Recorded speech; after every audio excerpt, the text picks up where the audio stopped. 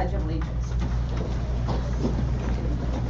I pledge allegiance to the flag of the United States of America and to the republic for which it stands, one nation, under God, indivisible, with liberty and justice for all.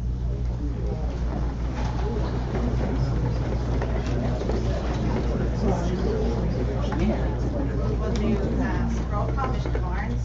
Here. Ms. Mason. Here. Ms. Mayo. Here. Ms. Cowan. Here. And Mr. Ortiz is here.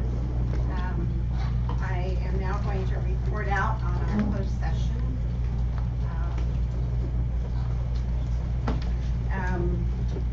On item 7.1, discipline, dismissal, release, or reassignment of Public Employee Code, section 54957B1 case. The board provided direction to staff. 7.2, item number 2, anticipated litigation conference with legal counsel pursuant to Government Code section 54956.9B. We actually had 3 cases. In the first case, we received information. The second case, we also received information. In the third case, we gave direction. 7.3, negotiations. The board discussed negotiations with the appropriate staff, and we received information. And then 7.4 was actually pulled. That's closed session. And we'll now go to public comment.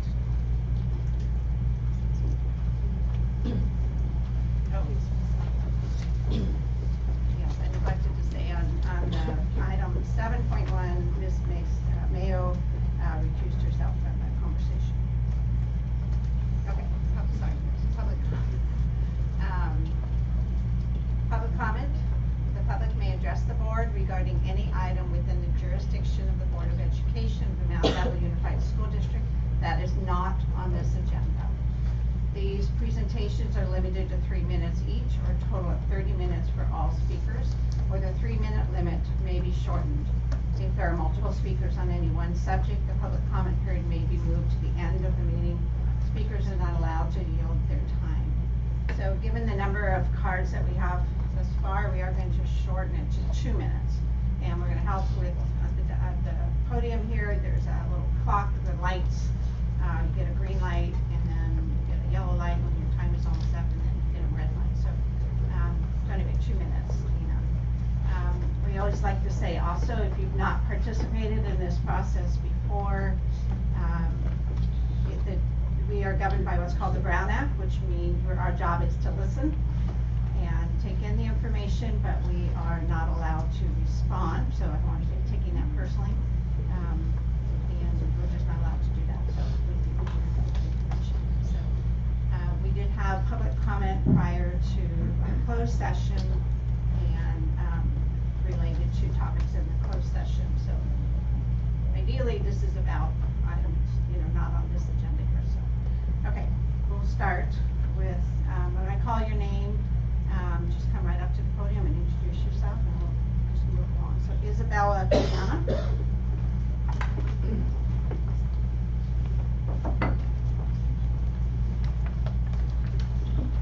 Hello members of the board, my name is Izzy Triana. I'm a student at College Park. So first off, I want to say that Mr. Scott is an amazing teacher, and it would be a travesty to take him away from College Park. However, I'm actually talking about the college and career situation at College Park. We need a college and career counselor. This affects the entire student body, especially juniors and seniors who are planning for college. We are unable to hear about scholarships that we need. Also, I and a few other students are trying to sign up for the PACT National Merit Qualifying Test, and we can't do that because there's we have to sign up through the school. You can't sign up on the College Board website, unlike the SAT. There's also a deadline to sign up, but we don't know when it is because, again, it's done through the school, so there's no relevant information on the College Board website. So I tried to talk to admin and office employees, but they are busy because it is the beginning of the year. Students are struggling to set up their schedules and change their schedules around, so the office is very busy right now. So Because there is an impending deadline that I don't know when it is, and I can't reach the office staff, it is very important that we have a college and career advisor come into the school now. This is not something that can wait. This lack of oversight is affecting both my future and the future of many other students who need these kinds of services, especially for those that can't afford a college advisor outside of school. I'm fortunate enough to be able to do that, but some students can't do that. We've already had advisors who took pity on College Park students and are counseling them for free because we do not have access to that at our school. So I would please ask that you find a college and career advisor as soon as possible, because how am I going to sign up for this test? And how are other students who are in similar situations going to have to deal with this? I shouldn't have to go through so many hoops just to get the education that I can out of what I'm given. Thank you.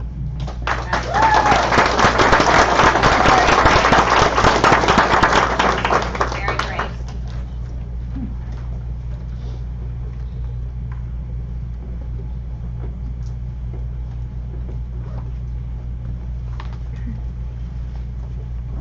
That was my daughter. I'm so proud of her. Good evening, Good evening, members of the board and Superintendent Martinez. Dr. Martinez, welcome to the Mount Diablo Unified School District. It's going to be a fun and interesting ride. We welcome your ideas, and many of us parents can't wait to speak to you about our schools. They're all here. They have lots to say. But I want to introduce myself as the new president of the MDSD Education Foundation. My name is Mary Gray. Our foundation was formed 3 years ago to support all of our schools, regardless of zip code. In a nutshell, we bring hands-on STEAM, science, technology, engineering, art, math, enrichment opportunities to Mount Diablo students of all ages. We have 3 events coming up that you might be interested in checking out. Tomorrow is Chalk Art at Gregory Gardens Elementary School. If you've never seen chalk artist Mark Wagner produce chalk art with a whole bunch of elementary school kids, you're in for a real treat. Feel free to drop by as he continues his project entitled The Largest Illustrated Story, which is the first big project funded by our foundation. You should have received an email from Jessica Clark, who is our VP of programs, about this. I know because I got a copy. On September 4th is Out of the Box Day, which is Contra Costa's first ever Back to STEAM night designed just for teachers. It will be held at Cal State East Bay from 3 to 5, so feel free to stop by there too. And on October 5th is the Break a Sweat for Education 5K run. I understand that you're a runner, Dr. Martinez? Yes. So guess what you're going to be doing? This is in collaboration with Yours Humanly, which is a nonprofit that helps schools and students all around the world. If you sign up for this event under our foundation, or MDEDF, a portion of your registration, MDED, I said that right, didn't I? Yeah. A portion of your registration will benefit the foundation, which in turn will help fund programs for our students. I understand our new superintendent, you are a runner, so you really should be doing this. On another note, I am a parent of a student at College Park High School, and we are having a number of issues with scheduling and staff.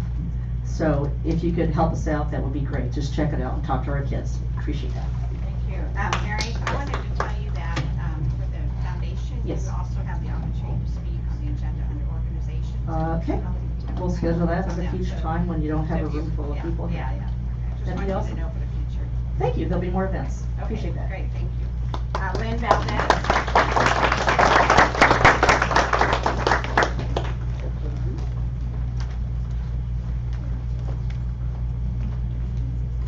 Welcome Superintendent Martinez and good evening board members. My name is Lynn Valdez. I'm a parent volunteer who has been on school site councils for the past 9 years, been on the parent advisory council for 6, and was last year's school site council president in College Park High School. The topics that I'm going to mention tonight are the same as those that I brought up back in May, but I feel it's important to repeat them for Dr. Martinez, and since we haven't seen any action in these areas, they are still relevant. There's a lot of disappointment and frustration going on at College Park. Here are some of the main concerns. At the end of last school year, we expressed concern about the master scheduling process and enrollment projections at College Park High School. I urge you to be part of the solution and improve the process. Why is it that every single year we start off the year short of class sections and short on teachers? The processes in place for making enrollment projections and stacking classes do not work, and our students are the ones who are suffering. How many iterations of schedules should a student have between August 7th and now? Some students have probably had 3, including today, walking into class, either first period, third period, whatever it is, and the teacher telling them, oh, you're no longer in this class. Your schedule is now different. Nice way to blindside the students. People at all levels know the process is broken, but are not willing to put any energy into fixing it or finding a solution. I don't know what message you're trying to send, but I don't think it's a positive one. We also expressed concern about the involuntary transfer of some of our finest teachers, including a teacher who in 4 years built our AP US History program from nothing to 5 full class sections. After much public outcry, this teacher was allowed to stay at College Park, but to my dismay, she is not teaching a single AP US History class. In fact, she's teaching one US History class, which is an SDAIE class. Where is the logic in that, and how is that benefiting the students of College Park and our AP US History program? We are also concerned about the climate and culture at College Park High School. I would implore you to read the Medea Site Climate Survey results and to speak to representatives of the Staff Senate to understand why last April they decided to discontinue communications with Mr. Alvarez. And lastly, the budget concerns with the Site Council budget. It's interesting that $12,000 is in the budget, but $93,000 more than that is actually spent. I tried to work for transparency, but again, it's interesting that nobody's real concerned about that. So now's the time. We have a new superintendent who's been sitting around, and I hope you act. Please do this for our students and do it for their future. Thank you very much.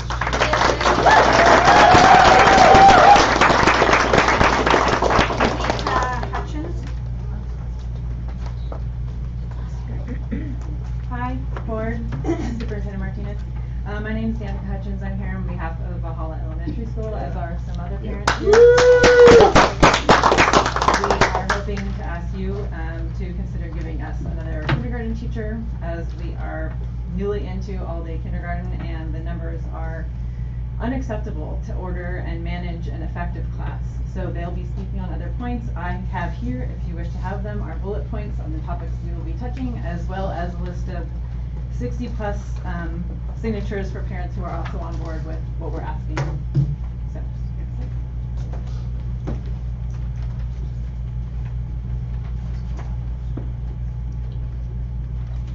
I think the underlying point here is that we want our children to have a positive school experience and get the attention they deserve in class. Thank you very much.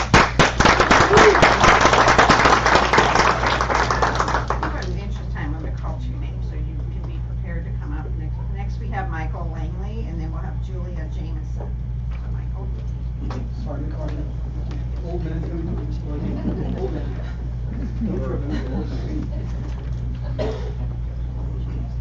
Vintage, not old. We'll see. Good evening, board members, superintendent, members of the public. Doug Scott is not our Miss Brooks. Doug Scott is a unique teacher who, through many principles, has had issues when he does not fit perfectly into a preconceived notion.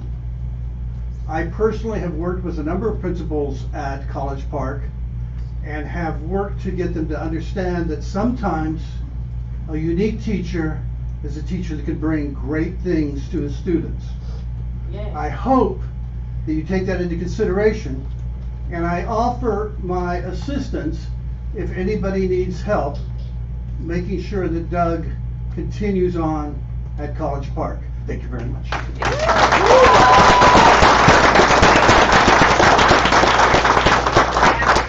Julie will have Yvonne McLean. Good evening, members of the board and Dr. Martinez.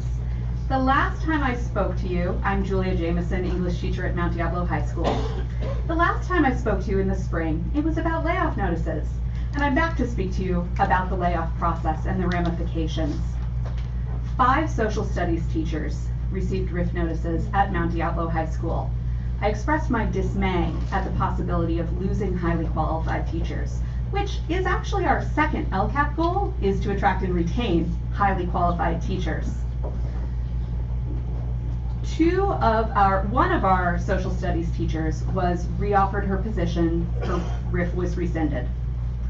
2 more of our social studies teachers were rehired, but one not until June 18th and one not until late in July. 2 other social studies teachers are new to Mount Diablo High School, and while we're delighted to have them, we are deeply affected by the loss of the teachers whom they replaced. one of whom was not just a social studies teacher, but our Link Crew teacher and an academy lead for our International Hospitality and Tourism Academy. Our Link Crew class is basically extinct. It's still being taught by someone with no training in Link Crew, which I understand is not okay with Link Crew. And our freshman orientation didn't happen because there was no person in charge of Link Crew. I have 3 questions that I would encourage you all to ask HR, and I will be emailing them to you so that you can remember them. They are, how many teachers were reoffered their positions after May 15th and declined? How many teachers who were involuntarily transferred resigned?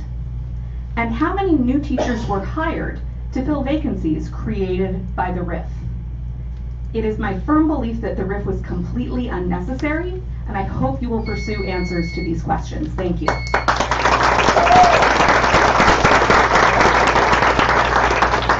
Excuse me, after Yvonne, we're going to have Christina Edmondson. Good evening, Board. Dr. Martinez. I'm Yvonne McLean. I'm a PE teacher at Mount Diablo High School, and I'm here to share my experience on August 16th, second day of school. We are not up and running in PE clothes. We're handing out lockers. I traveled from the unair-conditioned gym to my unair-conditioned office, along with I was also in the unair-conditioned locker room.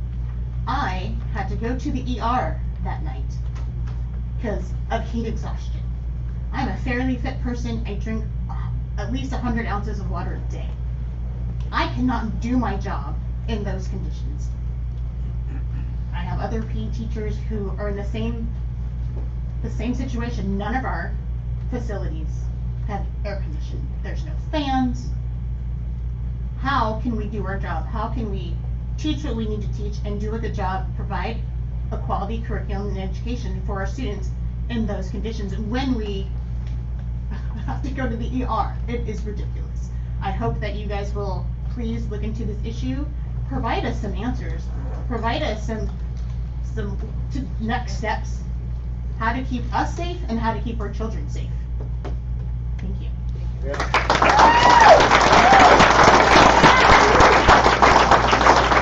After Christina, we'll have Michelle Everett. Christina. Hello.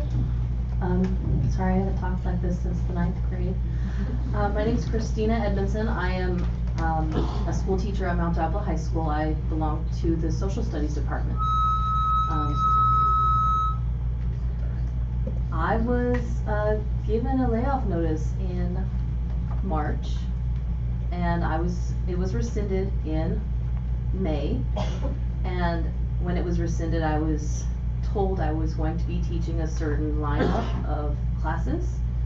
And then I spent the summer thinking very, very deeply about those classes and what I was going to teach.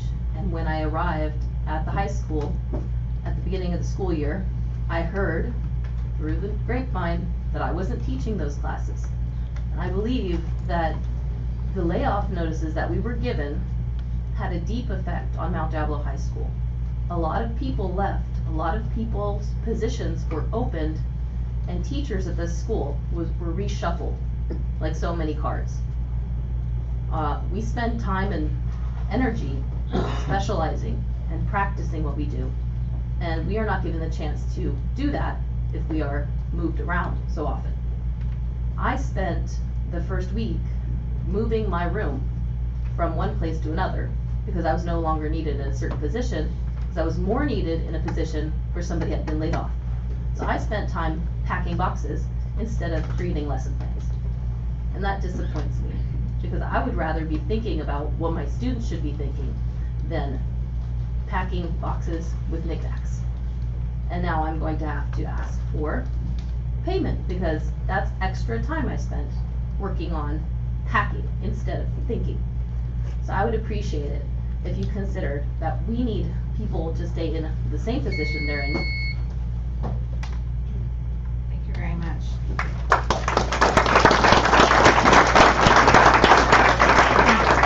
Michelle Everett, and then after Michelle will be Joseph Carter. Michelle Everett. I grew up in Pleasant Hill my whole life.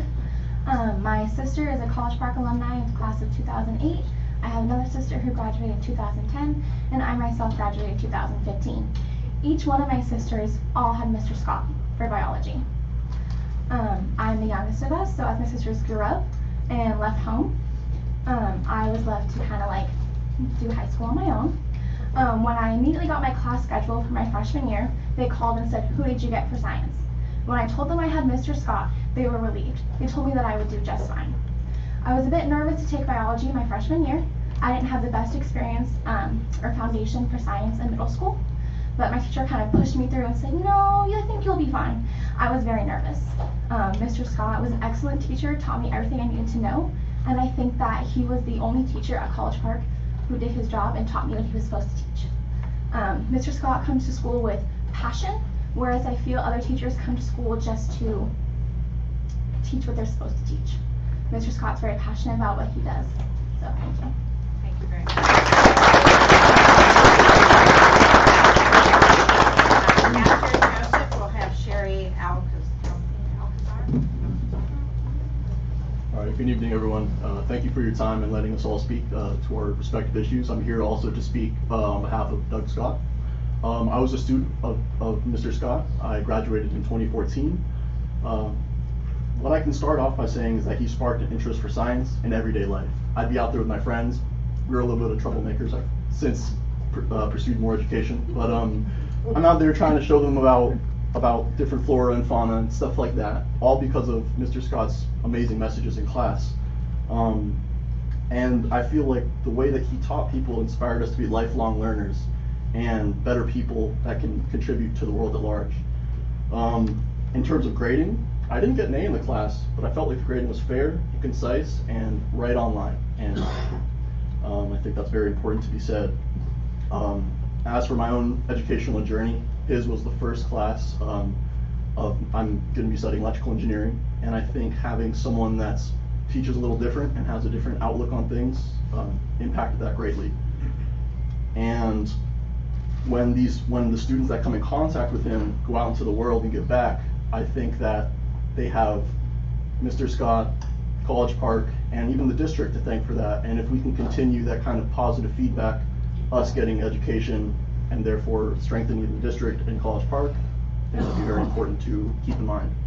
Thank you. Thank you very much.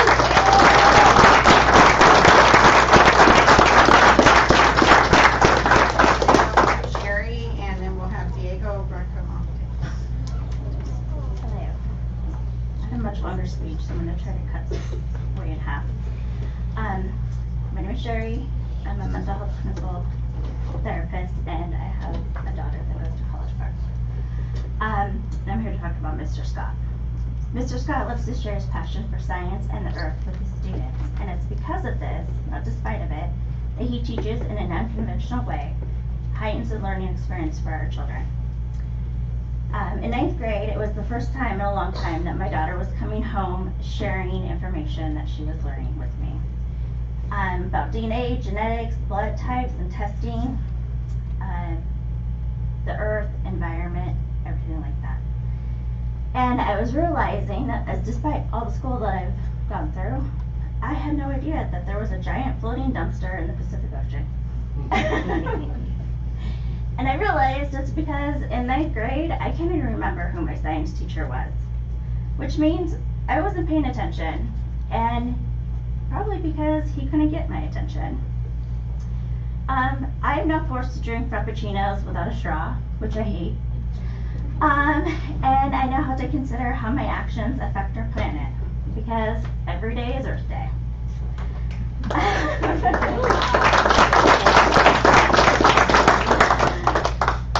I'm getting mixed up because I have so many pieces of paper, but basically, where was I at? Give me a minute, you can't let the buzzer go off. So pretty much, I was just saying that he has taught my daughter a lot, and not only that, he sparked change and created hope for her future.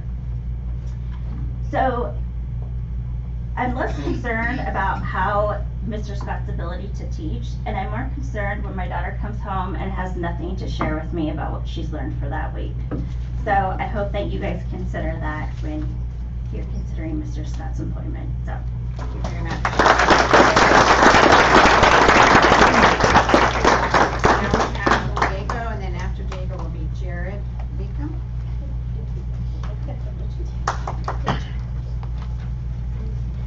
Hi, my name is Diego Bracamontes. I'm from College Park High School. I'm a senior there. Sorry, I'm kind of nervous.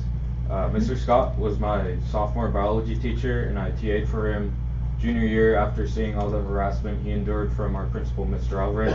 I believe the conditions he was forced to work in were really unethical for the harassment he faced.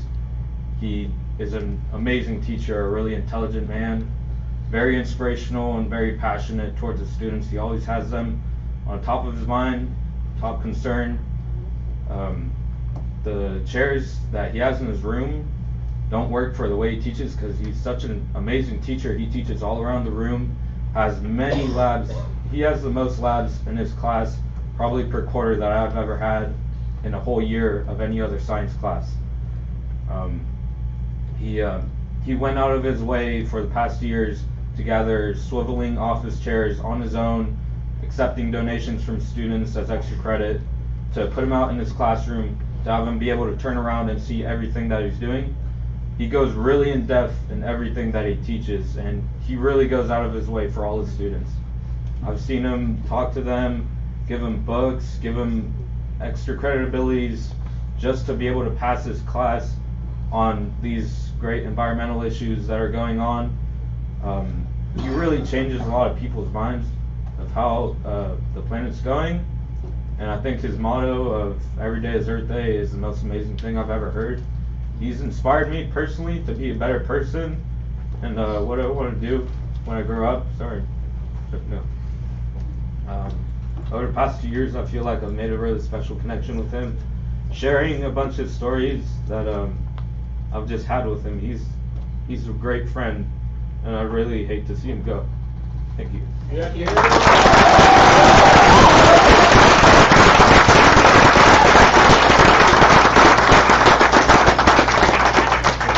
Susanna Thomas. Evening board. My name is Jared Meekum. I'd like to give you a little story. Born and raised here in Concord, California. My dad was a firefighter for Contra Costa, my mom was a florist. I went through your guys' system through El Monte, Sequoia, and Angostura Valley High School. I wasn't the sharpest tool in the shed. I had special education classrooms, but the difference was all those classes had low numbers and a teacher's assistant, which helped out greatly, especially for me.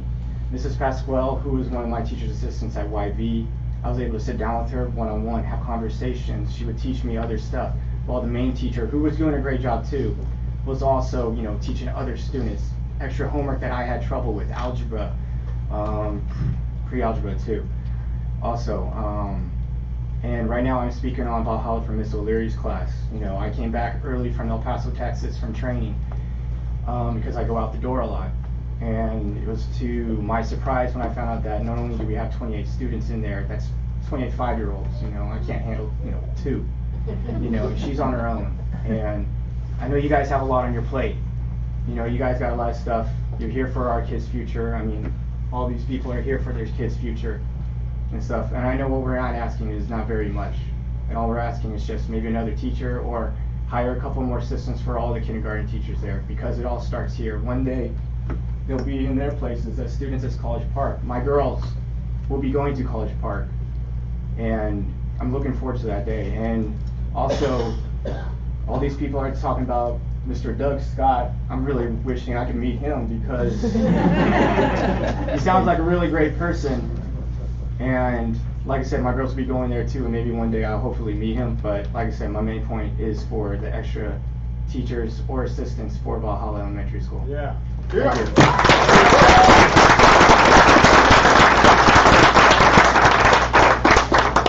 we have Susanna, and then we'll have Joanne Jacobs.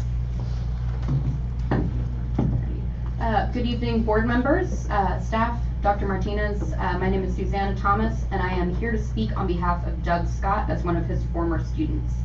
Mr. Scott's biology class is one of the ones I remember the most fondly, as he was able to balance a really effective classroom teaching style with a really engaging classroom culture. He's extremely passionate about the material, and his unique style of teaching makes him an outstanding teacher.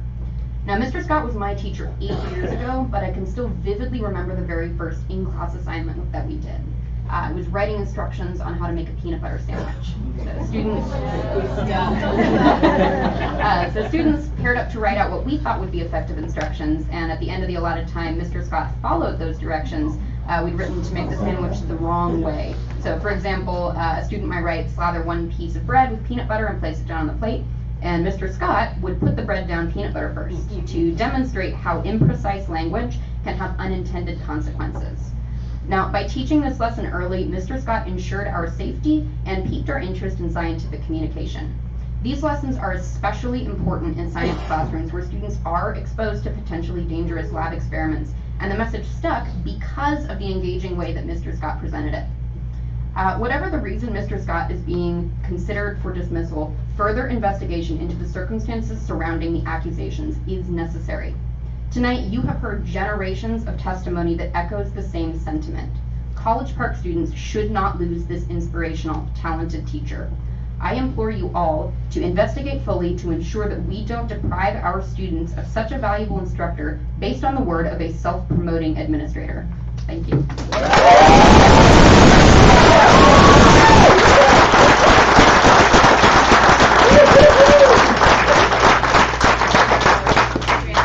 Joanne Jacobs. And then we'll have Denise Persh.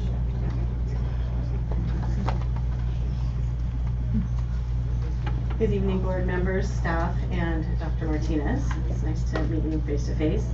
I hope that you are hearing all of the concerns that College Park High School has. We had a change of administrators a few years ago, and things have been very rough for our school site.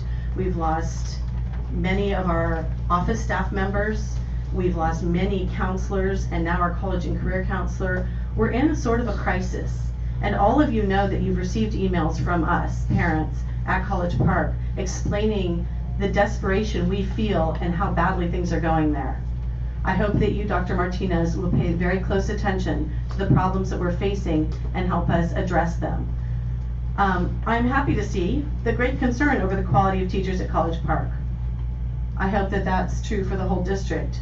Unfortunately, the opinion of an embarrassed administrator may have more influence on your concern than the daily experiences and interactions of students, parents, and other teachers. I ask that you investigate fully and weigh the opinion of those you serve over those who serve you. Please put students first. Listen to parents. Respect and value teachers. Thank you. Now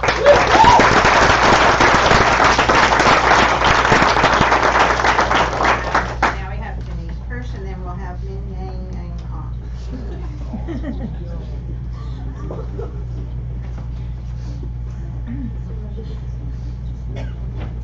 Good evening, Dr. Martinez. We're going to get to know each other real well over this next year. My name is Denise Persha, and I'm here to talk to you about Positive Prevention Plus, which is a Mount Diablo Unified Selected Curriculum for 7th grade comprehensive sexuality. And yes, it is comprehensive. As part of the curriculum, your students may receive a list of resources, web-based resources, and it looks something like this right here. I'm sorry I don't have a copy, but my printer quit. And this list has a list of resources, and one of the resources on it is a web-based resource called sexetc.org. It's for teens, by teens. And it has some interesting subjects on that website that are not appropriate for any 12-year-old to see. Let me explain. For example, here's one title, The Clitoris and Pleasure, What You Should Know. Here's another one, Celebrating Pansexuality Day. If you don't know what pansexuality is, I implore you to go look that up. Things that guys want us to know. You're not going to like what's in it.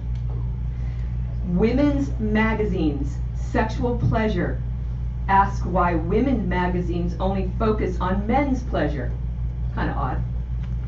Anal sex, from stigma to facts, and what your parents won't talk to you about sex.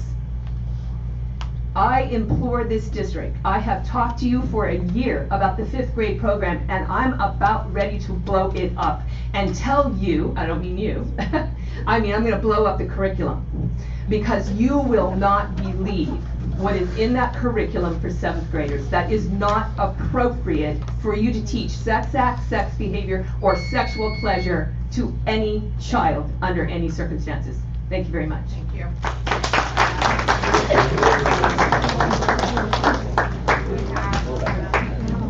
Probably not saying anything, I apologize.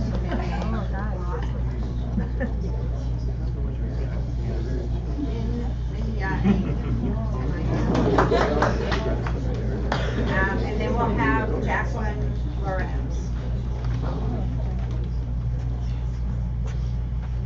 Good evening, my name is Min Young An. I'm a senior at College Park High School, and I'm here today because of the district's intent to have Mr. Scott permanently dismissed. Having been a part of his biology class as a freshman, I would like to share how Mr. Scott has been an inspiration and role model to me, and why I, on behalf of my peers, strongly believe that he should continue teaching at College Park. Throughout my entire high school experience, I have seen few teachers as passionate about what they teach as Mr. Scott. Although it's been almost 3 years since I was a student, I still know that the slime mold is his favorite organism because of how excited he became whenever he talked about it. His lesson showed why he loved what he taught and why we should also care. Even outside of class, I would tell him what I learned at San Francisco Academy of Sciences, or what kind of fossils I had found over the break. From the way he listened to me, I knew that he was genuinely interested in what I had to say. Granted, his behavior and unrestrained language were often far from conventional, but from a student's perspective, this did not detract from the learning experience. If anything, his unorthodox teaching style is a large part of why his class was so enjoyable and why the time I spent as a student was so memorable. Now, as a senior, I look back and remember the material that I learned in his class, which I'll admit is unusual for me. But more than that, I remember how Mr. Scott was truly engaged in what he taught, and how that stimulated my own interest. That is why it is so important to me that Mr. Scott continues to do what he does best. As the teacher and dedicated environmentalist that he is, College Park needs Mr. Scott to stay. Thank you very much.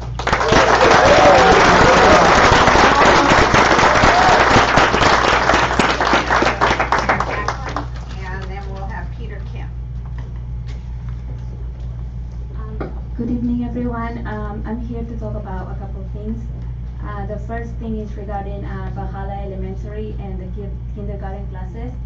So this year, our school for kindergarten went from sleep schedule to a full day schedule, which is from 8 a.m. to 2:45 p.m. And the classes are from 27 students for my daughter's class, one teacher, full day, 5-year-olds, 27 5-year-olds for over 7 hours, or almost 7 hours. And it's like you have a lot of kids that I feel like, they're having accidents, they're getting hurt. Last week, when the bell rang, all the kids went in the class and a couple of kids didn't hear the bell, and they were playing by themselves without supervision for a few minutes. And this is it's one teacher, she had to count everybody, and by the time she realized, a couple of kids were outside playing on their own.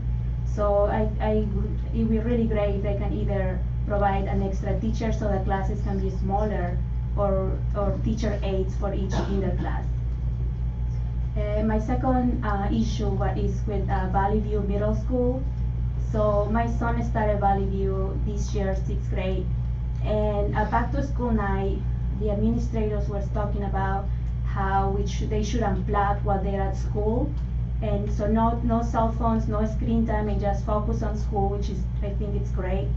And we just found out that during lunch, which is just 30 minutes lunch, they actually have a game room in the school where kids can go inside the room and just be on their phones and be on their tablets and watch YouTube videos and play Minecraft. So I feel like this is unnecessary at school. Like, I feel like when they go home, they already have enough time there to play if they want to. And okay, thank you.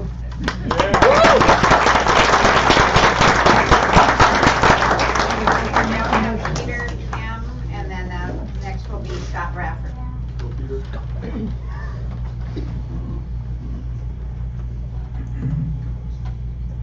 Good evening, board members. My name is Peter Kim. I'm a senior at College Park High School. I'm here today to talk about my experience with Mr. Scott and what an amazing teacher he is. I had Mr. Scott for biology in my freshman year, and the time spent in his class were some of the most memorable in my high school experience. At first, I was a little skeptical of Mr. Scott.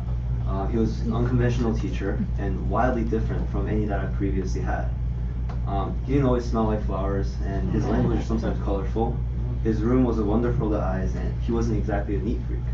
But only after a few moments in his class, I knew that I had misjudged him. Mr. Scott turned out to be one of the most passionate and driven teachers that I've ever had the privilege of learning from. Most teachers can teach their students the materials of their class, but the really special ones like Mr. Scott, are the few that could ignite a passion in students and really make them care about what they're learning. Mr. Scott's love for nature is undeniable, and that amount of care and effort is uncontainable. Every single day, Mr. Scott strove to make his class fun and interesting. He used engaging activities, entertaining anecdotes, and resourceful videos to add to his curriculum. There was never a dull moment in his class, and I actually wanted to go to class so I could learn from him. I can still recall the day that Mr. Scott came into class with a huge bundle of plants. He looked like the happiest man alive. He was so excited to show us what kind of plants he had, their anatomies, and I still smile every time I think of that moment. And I took a lot from his class. Of course, I learned biology, but I also learned, more importantly, to love nature and to work to conserve it, and I believe that's so much more important. And so taking away Mr. Scott's job will be a grave mistake and a detrimental loss to College Park High School. Students will no longer be able to experience his unique and impactful class and his amazing presence around campus. Mr. Scott needs to stay. Thank you.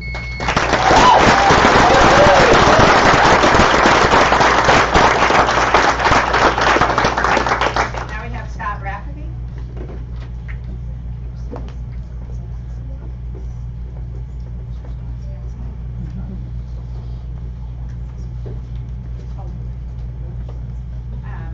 So Clara Fuente. You bet. Yeah.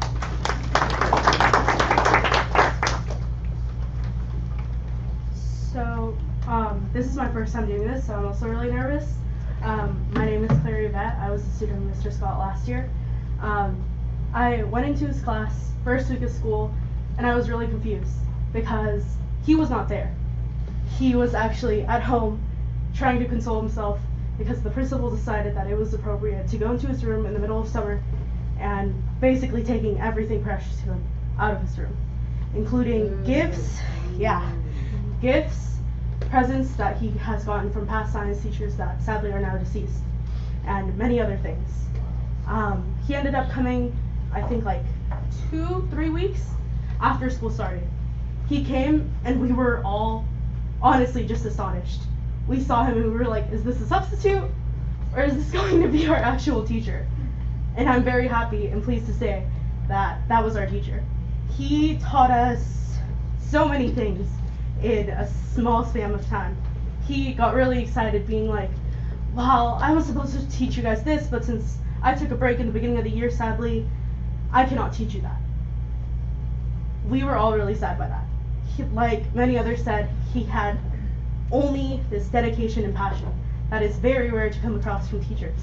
He was one of those teachers that you would surprisingly, genuinely look forward into seeing.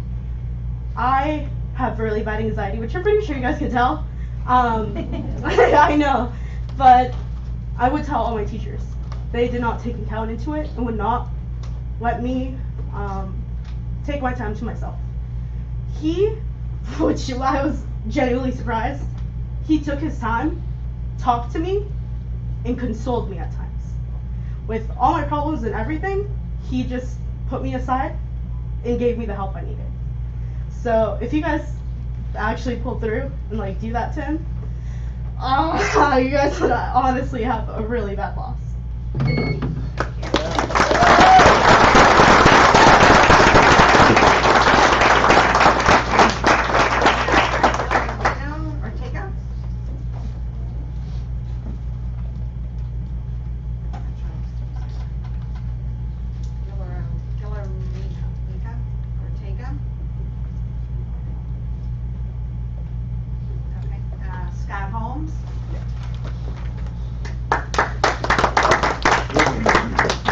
I'm another concerned parent from Valhalla Elementary.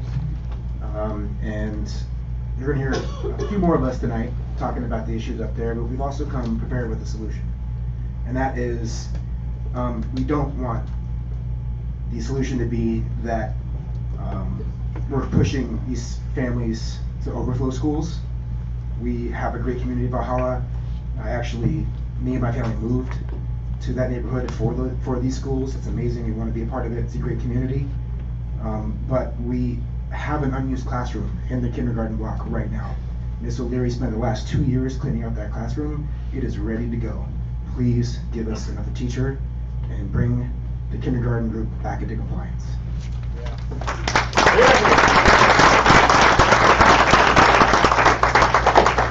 John Michael Belazer.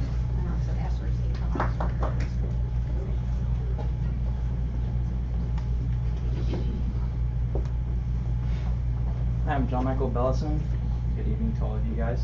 I'm from College Park and I'm currently a senior, and I'm here to talk on behalf of Mr. Scott. So, this is also my first time doing my speech, so I'm kind of beginning to be nervous. But, so as a little background, both my brothers had Mr. Scott when they were both in College Park, and that was what, at least 10 years ago. So when I showed them my schedule, when they wanted to see my classes, they saw I had Mr. Scott, and they were actually really happy because they always had a good time in Mr. Scott, and they wanted me to have a good time in there too, so they wanted to reassure me that I'll be fine. So the first day I came in Mr. Scott's class, which was in sophomore year, 5th period I think, I was weirded out. I saw this classroom and I thought it was a little bit weird, and I was doubting my brothers, I thought they were just trying to make me feel comfortable. But I've grown to see that I shouldn't judge someone by their looks, but by their personality and their determination. Mr. Scott has taught me so many things, both life-wise and scientifically, and he's actually made me care about science. I've had C's and D's in science in middle school because I never really cared about it.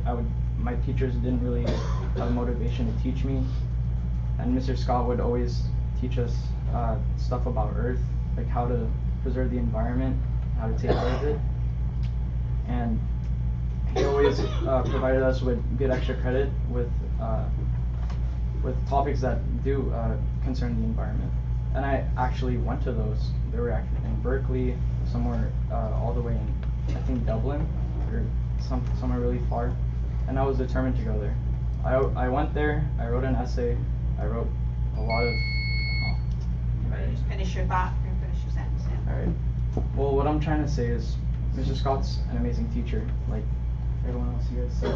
And all these other students here, and other adults, they care about Mr. Scott. They all want him to stay. And I think he's the complete definition of what a good teacher should be. Thank you.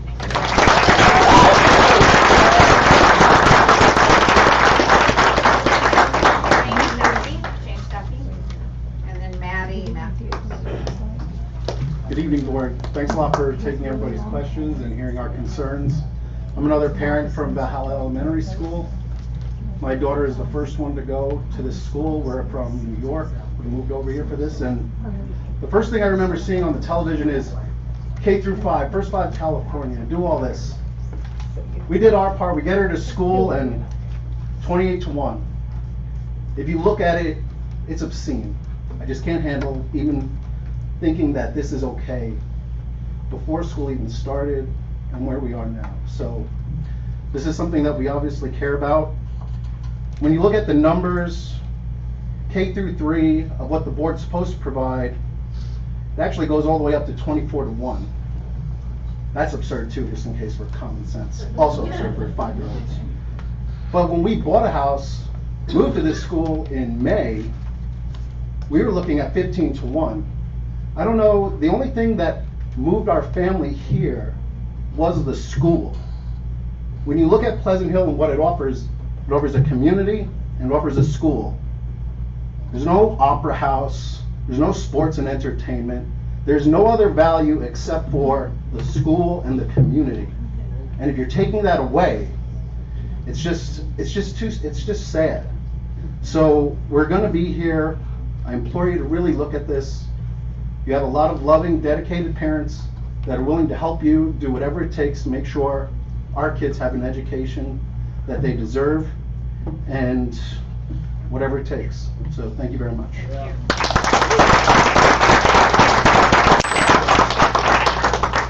So Maddie, and then Leah Bush.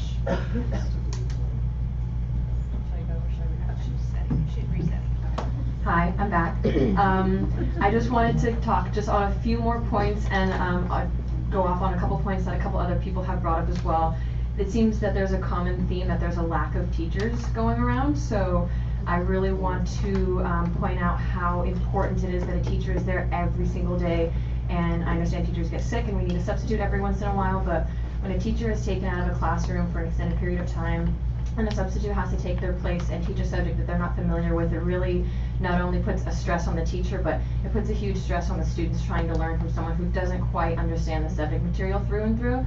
So I think it's really important, not just for kids in high school, but also for children of young ages, you know, in kindergarten. I do babysit, so I do understand. I get one-on-one time with kids, hours and hours and hours with them, and you can see the importance that has when you get to, time with a student one-on-one. And they really you get through to them a lot more. So I just want to encourage more teachers, more education. The more educated your students are, the more benefit you will have coming back when those students are older. And as you can see, all the people back behind us, generations and generations of people that are supportive, and we just want to help and we just want to do what we can. So thank you, you guys.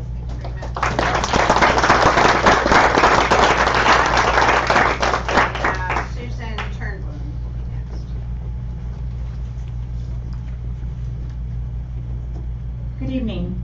I wanted to follow up with all of you regarding the open question I had read on my behalf at the board meeting on June 24th, and then sent to you as a follow-up in email form. My children were both opted out of Family Life curriculum last year, my daughter for 7th grade and my son for 5th grade. My daughter was given a makeup assignment and my son was simply moved to another classroom to work on previously assigned work. The question posed was regarding the makeup work and why my daughter was given an assignment when I'm legally allowed to opt her out. This question seems to have stumped everyone. There has been a lot of back and forth, and I have still not received an answer from the district. Our principal called me today on an unrelated matter. We got to talking about this opt-out matter and the fact that I still did not have resolution from the district. She explained to me that I had the right to opt my daughter out of the curriculum, but that my daughter was still required to participate in school assignments that were equivalent in time and volume of work to those she was being opted out of. This seems to be a reasonable explanation. Is this the district's stance on the opt-out laws and how our schools should be handling these situations? If so, why is that so difficult to explain? Why has no one been able to provide this simple explanation to me? I would appreciate a confirmation answer in writing to my questions. It is helpful as a parent to understand the boundaries that we are all operating under. This helps to limit the confusion and frustration felt when our questions go unanswered. Thank you for your time.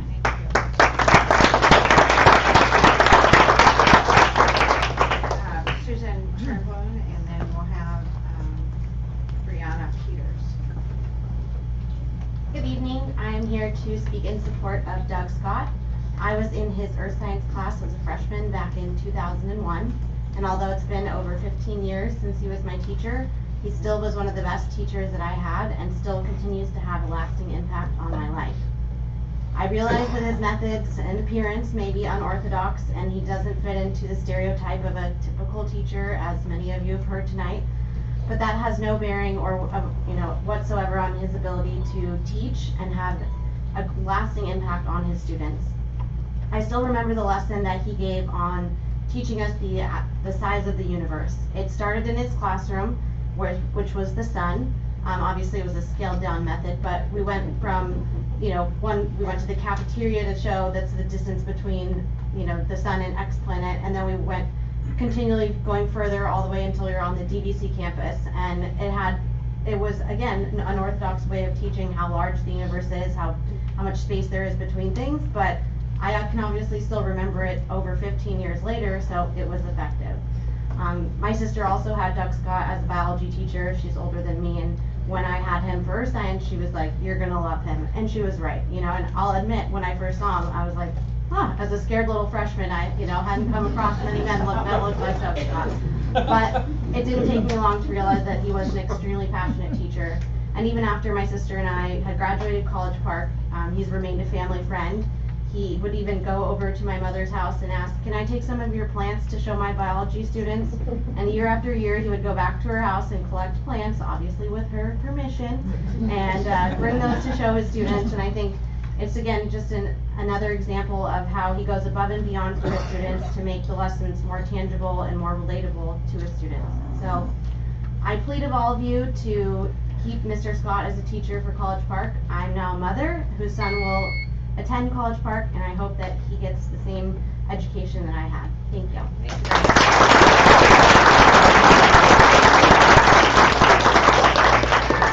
We have Brianna Peters. That story is eerily similar to mine, although I was 2000. So, I'm Bree Peters. I went to College Park, I graduated in 02. So it's been a while. My memories are very strong and fond of Mr. Scott, though. I think the reason I was like one of the first of my family to go off to college because of, but my memories of him and just his ways of teaching are unparalleled to anyone. I've had some pretty amazing teachers, and one of them's actually Mr. Langley back there, which I was like, wow, he's here too. So, I mean, compared to the amazing teachers I've had, he's just so memorable, goes above and beyond. I mean, I haven't seen him in years, but the second I heard that this was something, and the fact that he's still touching people's lives going through this is insane. Mind-blowing, because, when you're having to deal with people judging you based on how you look, judging you, or just treating you differently based on how you teach or whatever it may be, to deal with that and still change all these people's lives year after year is insane. So I just wanted to come. I made sure, my 3 kids I have at home, I'm doing this for them. I hope someday that Mr. Scott will be their teacher. Wow. So he's just, I don't know. I've never seen such an amazing turnout too. And I've heard, I'm always on the email. So I hope we're coming in strong, because this is unbelievable that we're even here. So thank you for your time.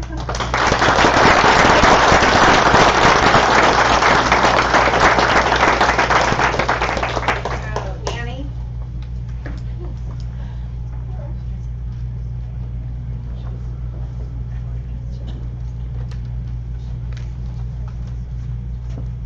Oh, I don't know who this dude is, but wow.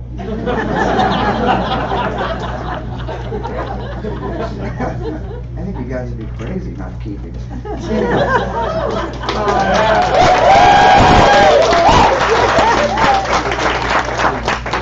I'm wondering where to start. My biggest issue right now is I can't seem to get reasonable negotiation dates. My contract ended in June. I had a 3-year. CST, Teamsters, teachers had a 2. So they're all out on their successors. I've just been out 3 months. Oh wait, I'm not working on my successor contract. I'm on my reopener still. I can't even have the same people, your side, on a negotiation team. I've had to explain what Me Too agreement works. I've also had to explain what gift of public funds is. So it's interesting to say the least. When we did meet, they canceled, or we showed up and nobody was there, and nobody even seemed to know that they had a meeting. We've had several dates for September we sent in. None were good for them. Then they said September the 25th. If the district hadn't canceled so much, I would probably at least be out of reopeners. I think some on your negotiation think that they would just negotiate with the teachers. I tried to explain to them, Me Too. And the rest of us will just fall in line. That won't happen. So I guess the best seems to be that we're all of our contract. The best thing would be we could all just walk. I'm getting to the point of the district being in bad faith bargaining. Thank you. I'm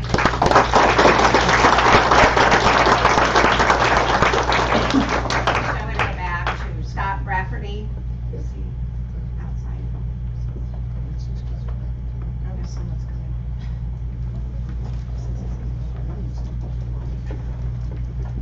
No, they Anybody moving out there? No, okay. All right. Anyone, okay, so there's all the cards that we have. Are there any other people that want to chance to make a comment?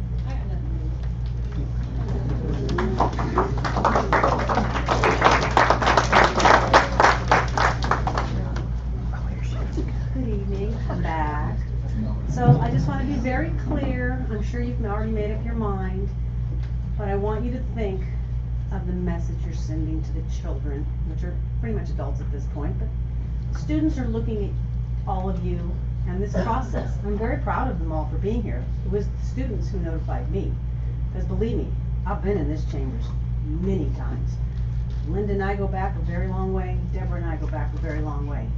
I have, and I still have, special ed students who are graduating college. Thank you very much for that. I have an Eagle Scout, and I have a potential environmental scientist I just found out tonight when she spoke.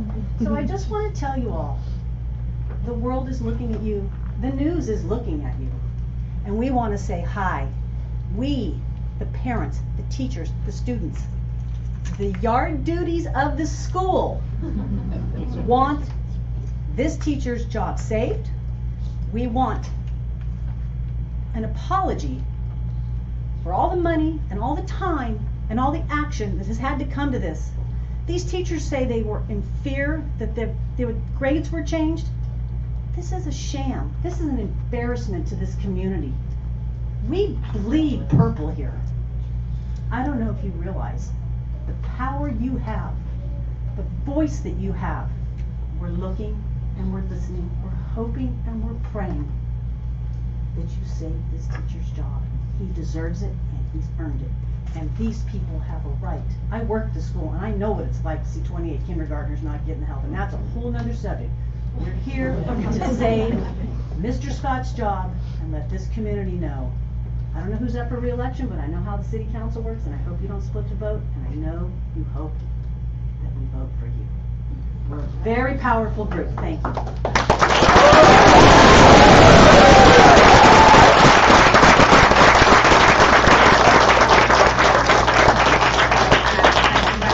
Everybody for your comments and your willingness to accommodate the two-minute limit so that we could get through this. So thank you for coming down, and you're more than welcome to stay for the rest of the meeting. It's very interesting, but we understand. We're going to move on to 9.0, recognitions and resolutions.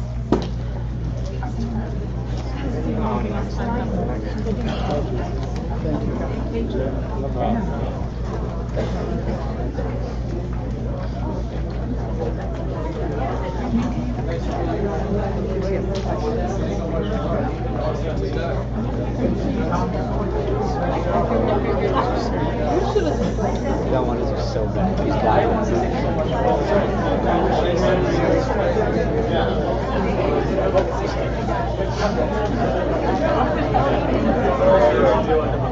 Yeah,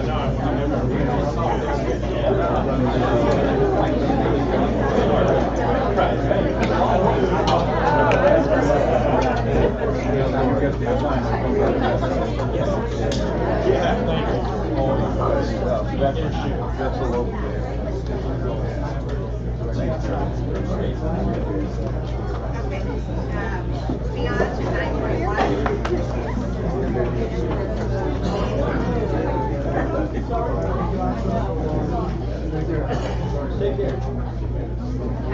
So we're now at 9.1, proclamation of September 2019 as Attendance Awareness Month. No, you're good. You're good. I know, you're fine.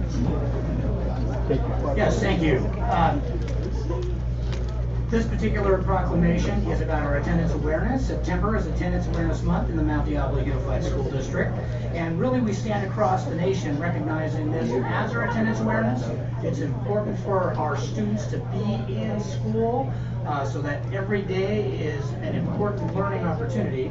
So we are making a recommendation that this proclamation it says simply that where good attendance is essential to student achievement and graduation, we are committed to dedicating our resources and attention to reducing chronic absenteeism rates with a focus starting as early as kindergarten. And so we want to again, recognize the importance of attendance as we move forward. I would make a motion to approve, to adopt the resolution 19/10, recognizing September 2019 as Attendance Awareness Month. Second. Okay, we have a first and a second, and we'll go to the vote.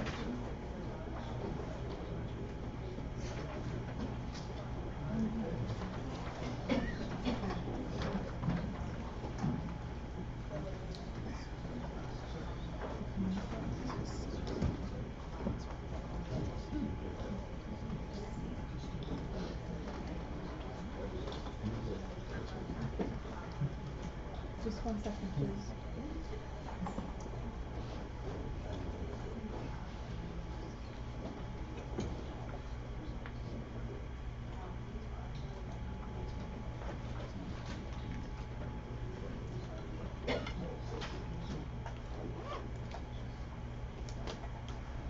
And that passes 5-0-0-0. Thank you. Okay, 9.2, resolution number 19/20-11, proclaiming September 9th through October 14th as Hispanic Heritage Month.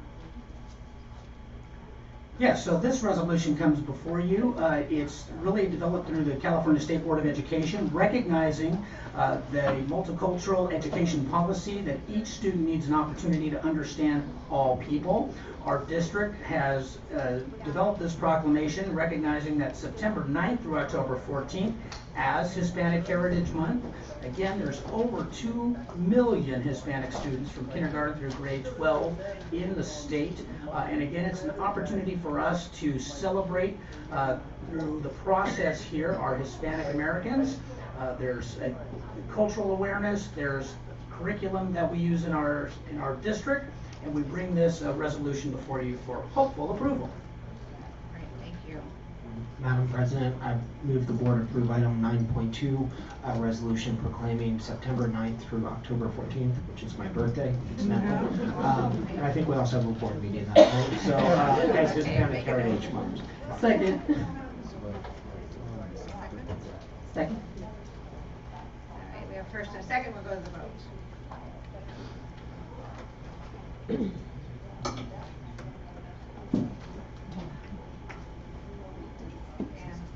Sure.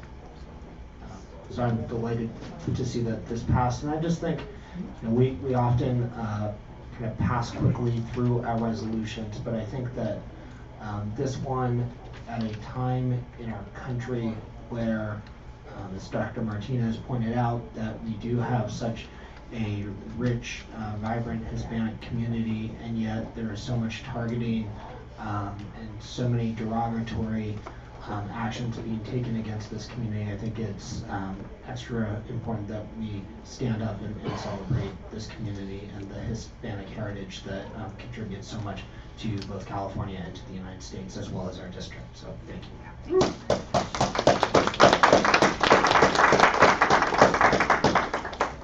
Okay, we're going to move on to public employee appointments. 10.1, appointment of elementary school vice principal, Meadow Homes Elementary School. This is very cool because, again, in our process of bringing in individuals who are either working in our district or coming from the outside of our district, we're starting a new little thing that, our candidate here wasn't sure what was going to happen, but I kind of told our cabinet, I want to meet with everybody who is coming into these roles. So she was kind of the first one to get an opportunity to sit down and talk to me. And it wasn't a final interview, but it was a great conversation. So our Meadow Homes Elementary vice principal candidate is Monica Guzman. Monica, can you stand? So Monica is coming to us with a wealth of information. She's more recently been a teacher on special assignment, a coach in our district. She has been a teacher coach, a principal in Oakland for about 5 years in her past, a principal in a school district in Philadelphia, a regional manager of the school district in Philadelphia, working in the central office, again, working as a teacher originally in a bilingual classrooms from the South Bay and in San Francisco. And again, as we talked about her passion for working with students, with colleagues, with building a community, I just think it's an absolute great appointment here, having Monica join the Meadow Homes community, the elementary school. She's already done a little bit of work out there, and we just bring her forward for this final appointment. Madam President, I move that we appoint Monica Guzman to the position of Elementary School Vice Principal for Meadow Homes Elementary School. I'll second that. Okay, we have a first and a second. We'll go to the vote.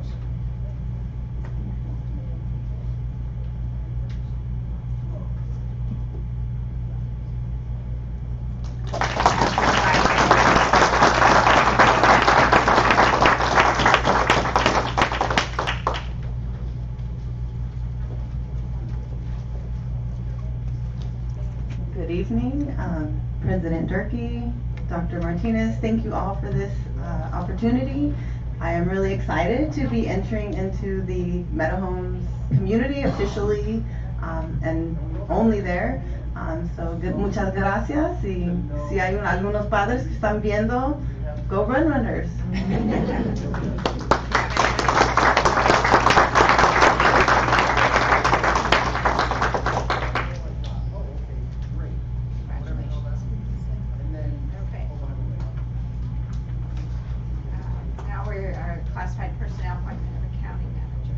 Yes, and so we bring forward Kevin Streeter. Is Kevin here tonight? Yes? Kevin, please. And so Kevin's joining our Fiscal Services Accounts Payable Division. He brings to the district a Bachelor of Arts in Accounting and Economics from Salem State University. Kevin has been a financial accounting manager at Dubai Airports Corporation in Dubai for 5 years. Senior accountant at EMA Services Incorporated in Sacramento. International data analyst from Chevron, and an assistant financial controller in the Middle East. So, world-renowned traveler, and so joining us in our fiscal services. I would make a motion that we approve Kevin Streeter as the appointed for accounting manager. Second. Okay, we have a first and a second. We'll go to the vote.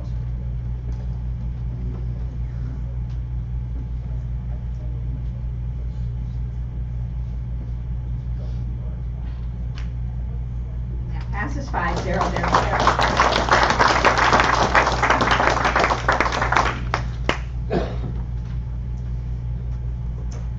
Good evening. Thank you very much. I appreciate this appointment, and I really, as you do mention, I have traveled quite a lot in my experience, but I'd like to. What I really am excited about is bringing that sense of what I've learned overseas, dealing with different people of different cultures, of different nationalities, different backgrounds. Having that, I love dealing with people, and I feel that that temperament and that knowledge will really help bring some really well-defined policies and procedures and things into this role. I'm excited to do it. Thank you. Thank you very much.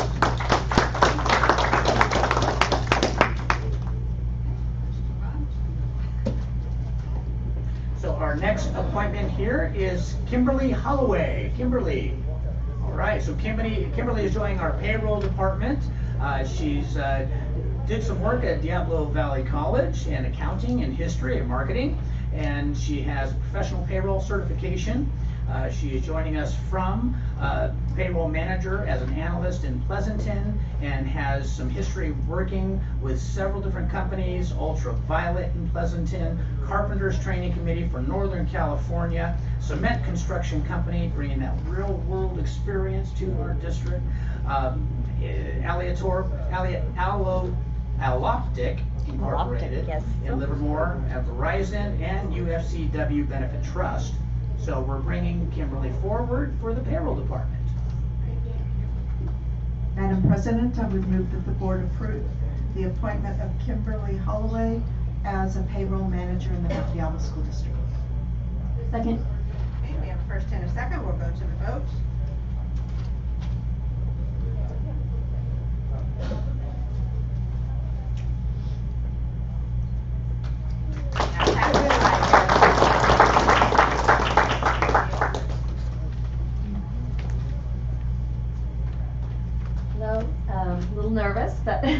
I'm really happy to be here. I'm actually a student that went the whole way through the Mount Diablo School. Oh, okay. All the way from elementary through high school and VVC, so I'm kind of full circle here, so I'm really excited.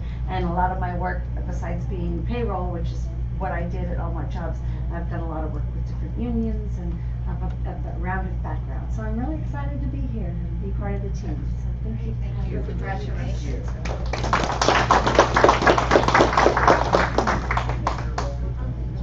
And one more appointment this evening. It is Cheryl Easterwood. Cheryl. And Cheryl is joining us as a supervisor in the senior trades. She has an education from Sequoia Institute in HVAC certification and climate control, and additional certificates in asbestos, boiler, electrical, and diagnostic work. And she's been currently working as a senior electromechanical lead worker, and so she's moving up through the ranks here into the supervisor senior trades.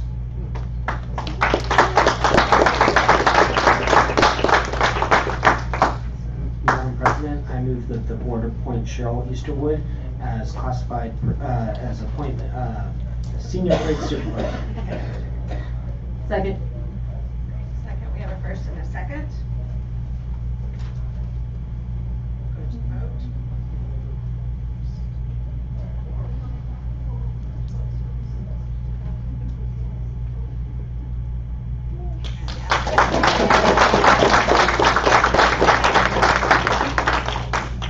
Bring my good luck from.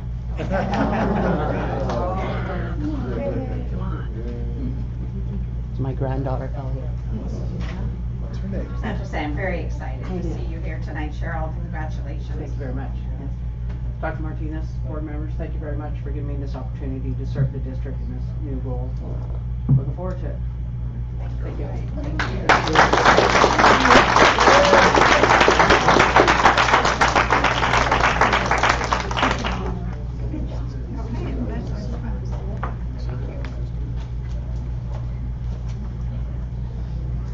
Okay, we're going to move on to board reports.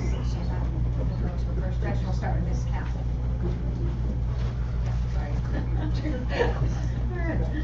All right, well, thank you very much.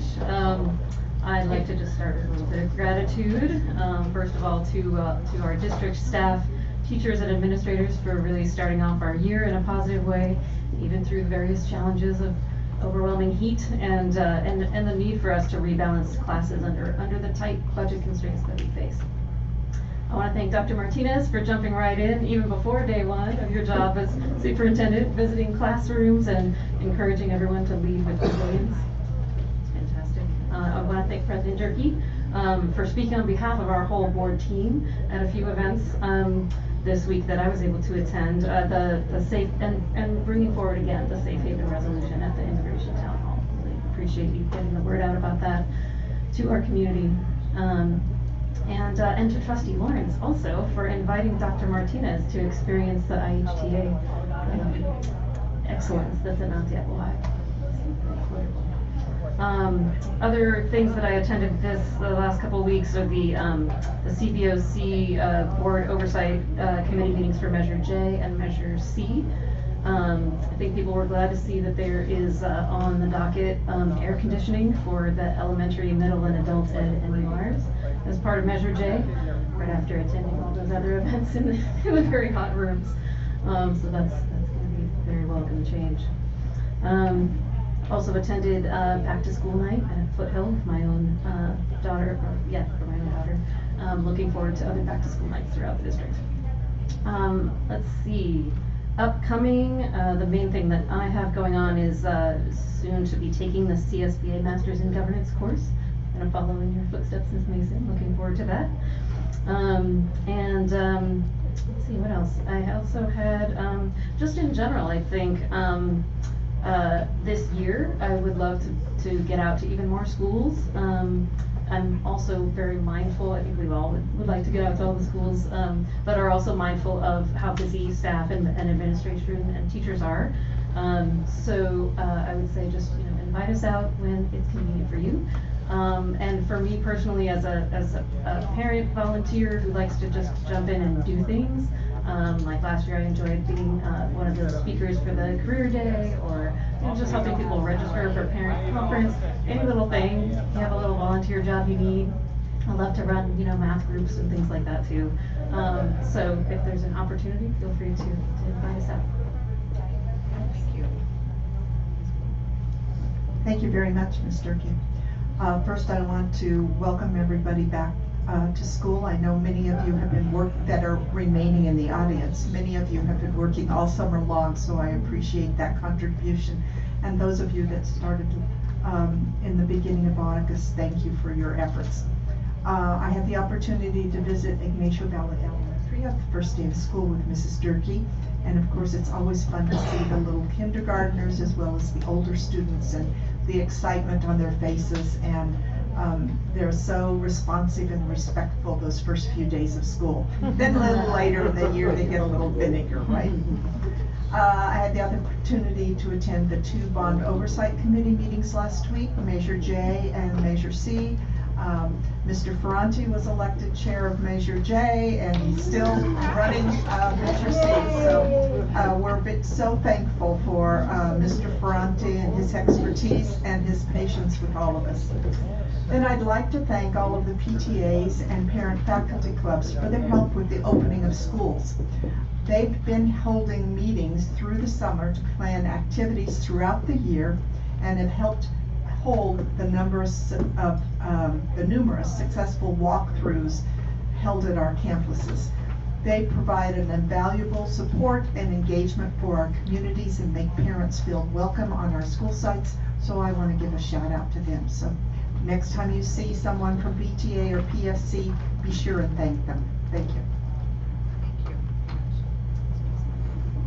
I started the first day of school by going to several schools. I went to Bel Air, Riverview Middle School, Rio Vista, Shore Acres, Delta View, Holbrook, Sun Terrace, Rand, and Mount Diablo High School. And at every single one of them, all of our staff, from teachers, custodians, kitchen staff, they were all there ready to meet our kids and greet them with smiles on their face.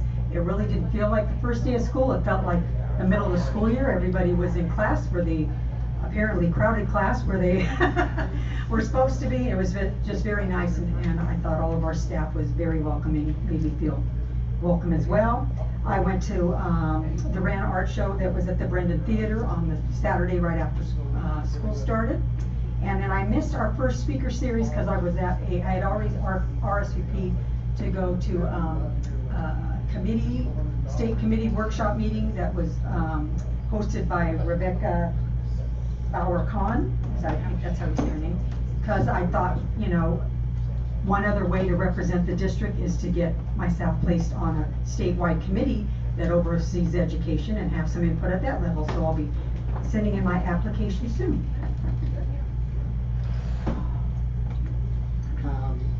So I did, as Board Member Count mentioned, have the opportunity to go with Dr. Martinez, who and I'm looking forward to us getting you a permanent plaque up here, because we want you to stick around for a while. But for Dr. Martinez, I'm sure it's on its way. I had a chance to go with him to Mount Diablo High School, and we visited with Cindy Gershon, saw her classroom, had a fantastic meal prepared by her and her students, toured the garden, spoke with Dominic Machi, who's here with us this evening, who has a couple, I think, very interesting and exciting agenda items. And so I had the opportunity to do that, and also take a look at Serendipity, which the facility is has been vastly updated, and they're still doing some tweaking, but it's going to be really exciting to see Serendipity when they finish polishing it up, which will be in the next couple weeks here. Aside from that, I think, sometimes it's difficult as a board member to sit here and hear so many people with strong opinions but in a lot of, come like they did tonight.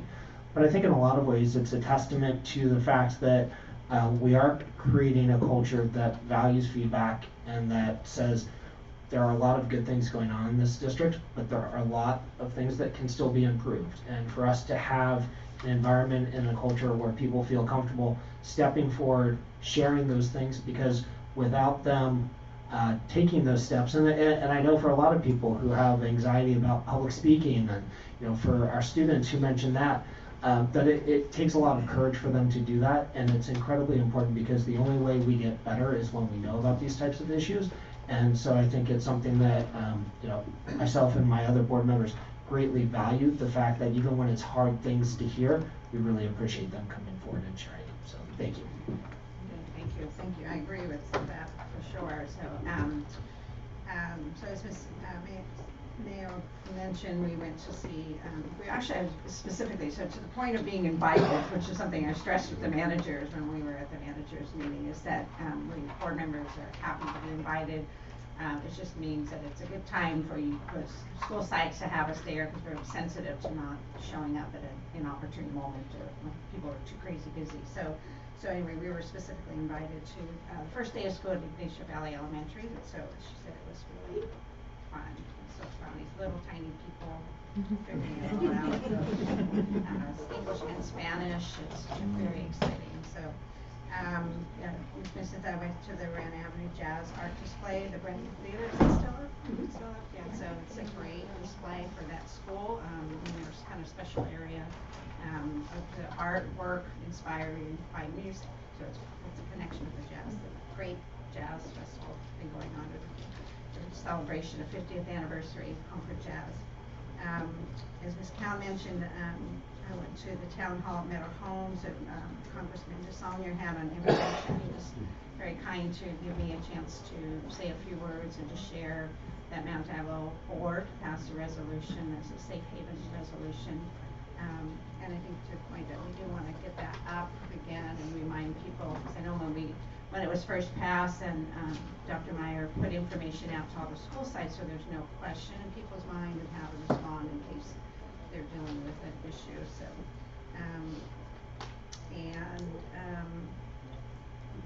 Ms. Count and Dr. Martinez and I were at the Adult Education Surgical Tech graduation. It was really hot. It was so hot. It was like all the days in Malta, but it was lovely. Fortunately, they're kind of short graduations, but we had 13 graduates, and it's something near and dear to my heart. Of course, it's a very successful program, has been for years. A lot of awards given out to the students for special kinds of things. They have this really great students group that they use to help support students going through. It's a very rigorous program. But it's like what I would say, it's one of those get in, get out, get a job.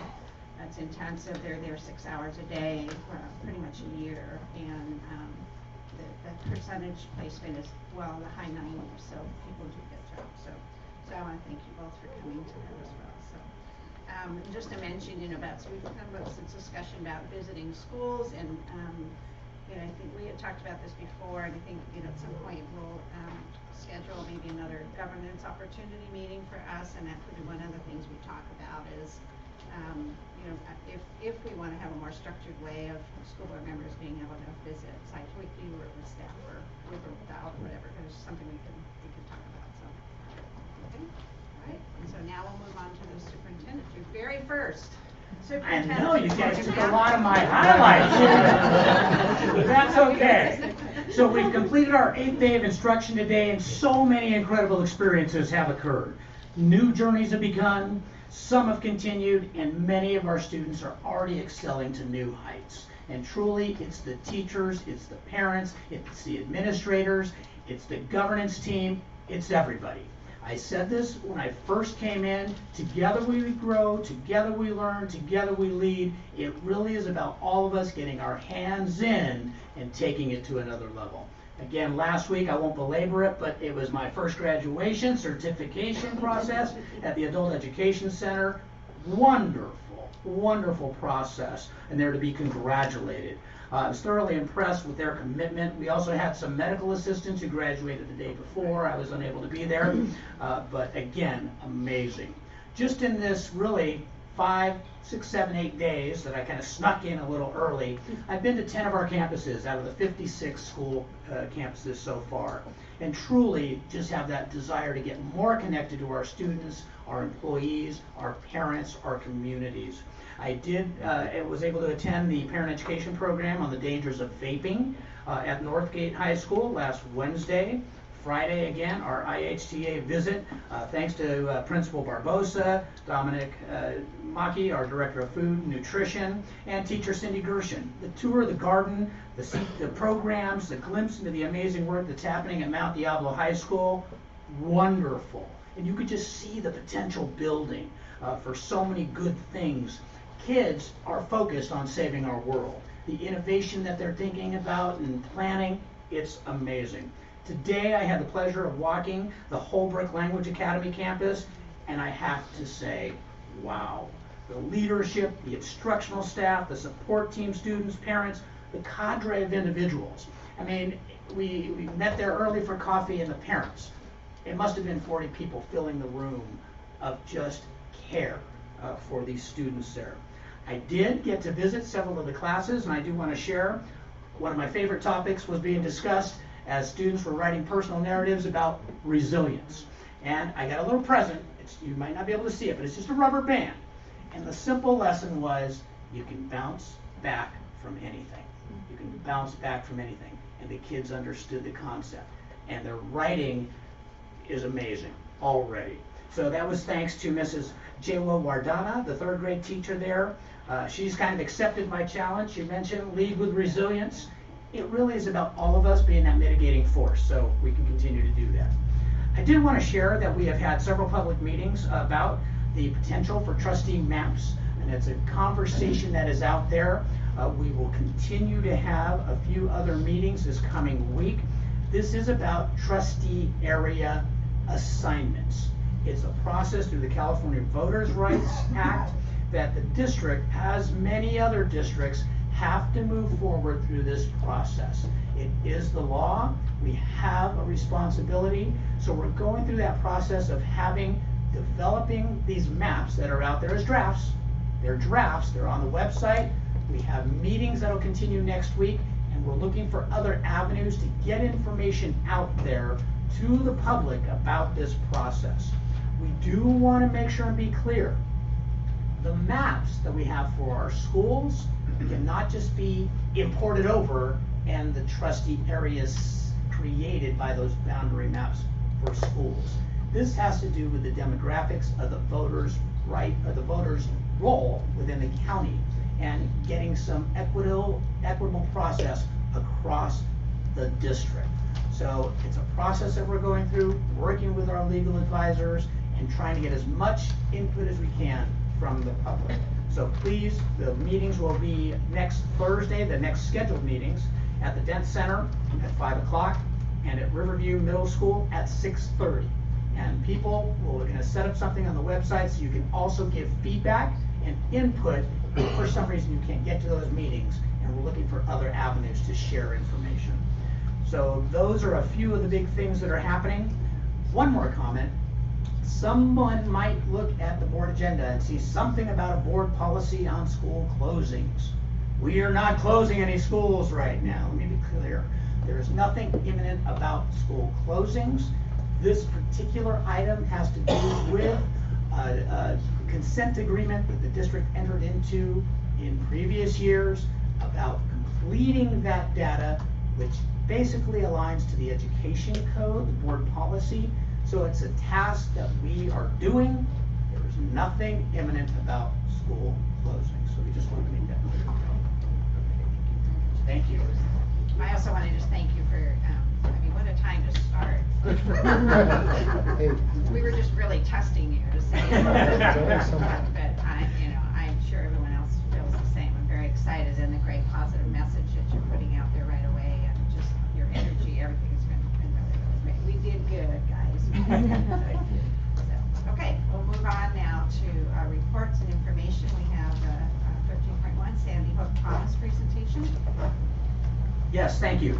We're going to bring up a couple of people just for a brief presentation here. Guy Moore has been working on this, and so Guy's going to come up. The board has been provided some handouts on Sandy Hook Promise, and there were some documents out for the public to review as well. And it's just a brief conversation here, a brief piece of information. And Guy, I'm going to go ahead and turn it over to you. Thank you, Dr. Martinez. Good evening, members of the board, President Durkee, Vice President Mayo, and everyone that's here. We're here to talk just briefly about Sandy Hook Promises program. And first I want to introduce our two guests. This is Jillian Sakura. She's with the Sandy Hook Promise, and she's going to give a very brief presentation. This is Terry Caney. He's the Chief Information Officer with the Contra Costa County Office of Education. In the Memorandum of Understanding, it talks about a safety assessment and intervention. This is what we're really talking about. It's a professional development opportunity, and it states that this teaches school safety teams within school districts how to identify, assess, and respond to threats of violence or at-risk behavior before a tragedy takes place. Safety assessment and intervention not only addresses the threat, but also helps identify and treat the underlying issue that led the student to make the threat. So, Jill. Evening, board. Thank you for having me. So just a quick run over of the logistics. The training is a full day training. It's typically 8 a.m. to 4 p.m. and we ask that each school in your district send 3 to 5 staff members. Typically that would be an SRO, a school psychologist, an admin, and anyone else who we see in the school is somebody who a student would go to and might be aware of a threat assessment model. It's run by Dr. Cornell's team out of the University of Virginia. Dr. Cornell is a forensic psychologist who's been working on school shootings for over 20 years. He truly is the preeminent expert in the field. If you are familiar with the Virginia State Threat Assessment Model, it is all his work. His trainers are also forensic psychologists. They are true professionals. They have counseling backgrounds. They'll understand what challenges your staff are seeing on a daily basis and be able to walk through with them how to not only assess a threat, but how to develop an action plan for intervention so that it doesn't become something that falls by the wayside and it doesn't become something where a student is pulled out of school without getting the help they need, especially in terms of the support outside of the classroom. So if you have questions at any point, I am the point person here in East Bay. Guy has my contact information. If you have questions about the training, feel free to ask me. But please know you're in safe hands. Sandy Hook Promise took the time to dedicate me as your point person. Any questions you have, any concerns, we're here to answer them and be flexible. And I just wanted to voice our support on behalf of the County Office of Education. And Dr. Martinez, welcome to Mount Diablo and welcome to Contra Costa County. Just to give you just a tiny bit of context, about a little over, let's see, a year and a half ago or so, we were trying to figure out what was going to be our next countywide education initiative. We had done something around the presidential election, around immigration issues. Our last one was around, it was an equity initiative. Right around that time where we were having conversations around what was going to be our next countywide initiative, a young man chose to take a semi-automatic rifle onto the campus of Marjorie Stoneman Douglas High School in Parkland, Florida on Valentine's Day, killing 17 people, injuring 17 others. And it was at that moment when we kind of looked around the room and said, we've got to do something. We have to do something tangible. So it was actually, at the time, Assembly Member Tony Thurman, now State Superintendent of Public Instruction, who asked us, have you guys heard about Sandy Hook Promise? We had heard about it. I did a little bit more research, trying to look at something that we could really figure out as a cornerstone or an anchor for this initiative. Within a week, they flew out to meet with us, their national field director as well as one of their founding board members, to talk to us about their no-cost Know the Signs programs in schools. And they truly are no cost. And we knew we had found our anchor at that point, because and I've been around culture and climate issues in schools for the better part of 25 years now. I've never seen anything more comprehensive than Sandy Hook Promise. So I just want to commend you as a board, as a district, for heading down this path. We believe that within the next month or so, we will have maybe 15 out of the 18 school districts in our county that will enter into, either have or about to enter into a formal partnership with Sandy Hook Promise. So we are very excited that Mount Diablo is next on board, and we think you'll be very proud of the partnership. Any questions? Through the chair. So this is kind of the people part of it, and what we'll be dealing with later in the agenda is the physical facility part of the safety plan, correct? That's correct. Okay. Thank you.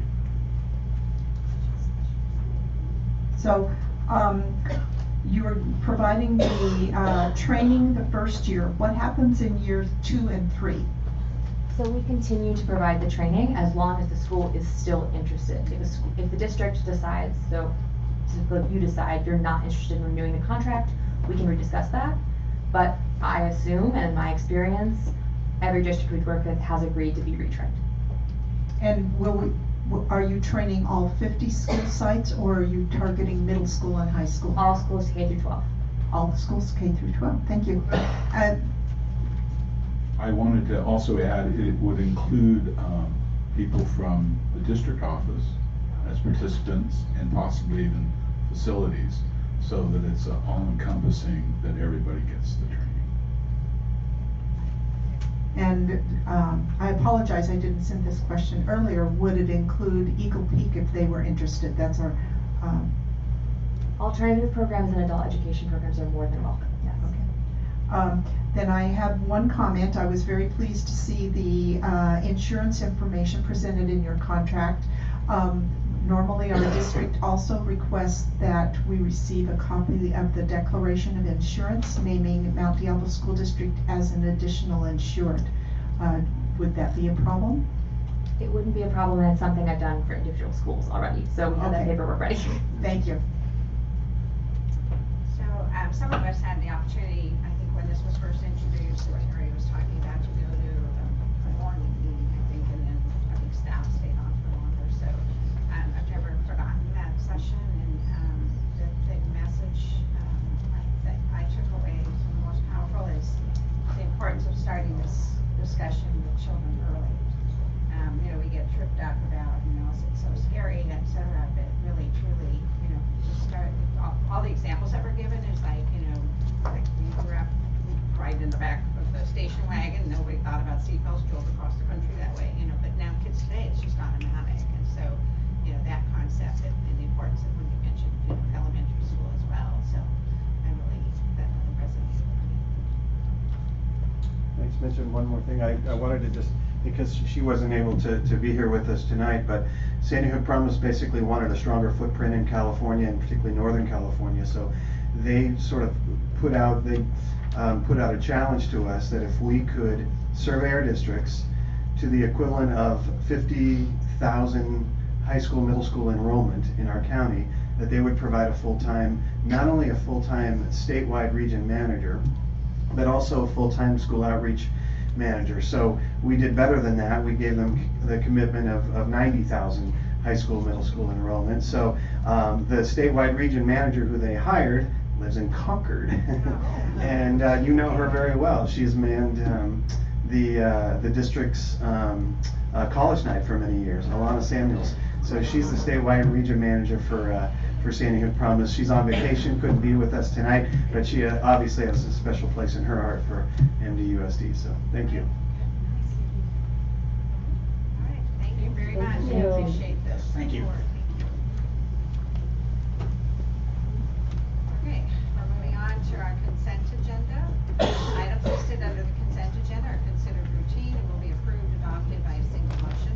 There will be no separate discussion of these items. However, any items may be removed from the consent agenda upon the request of any member of the board and acted upon separately. So that's if we have any items to remove.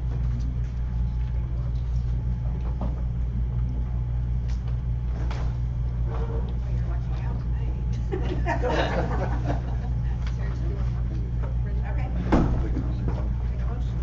Madam President, I move that the consent agenda be be approved as presented. I'll second that. We have a first and a second to approve the consent agenda as it is.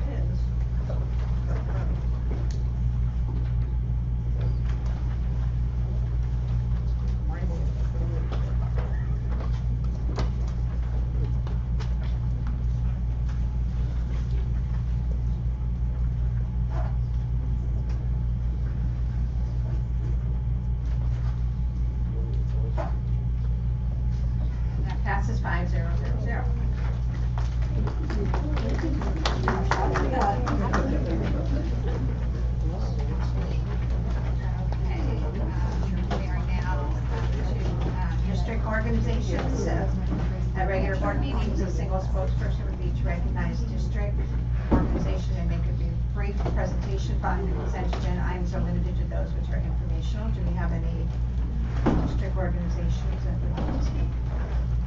We'll move on to business action items. 18.1, Eagle Peak Montessori School proposed growth plan. This is on for information.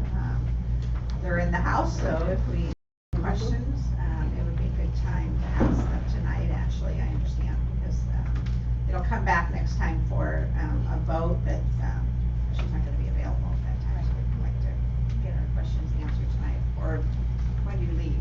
When do you go out of town? Can we do it through email after tonight? Yes, I will be out of town starting Friday, Friday evening. But anything you want to ask, I'm here. Okay. I do want to say that it says. Yeah.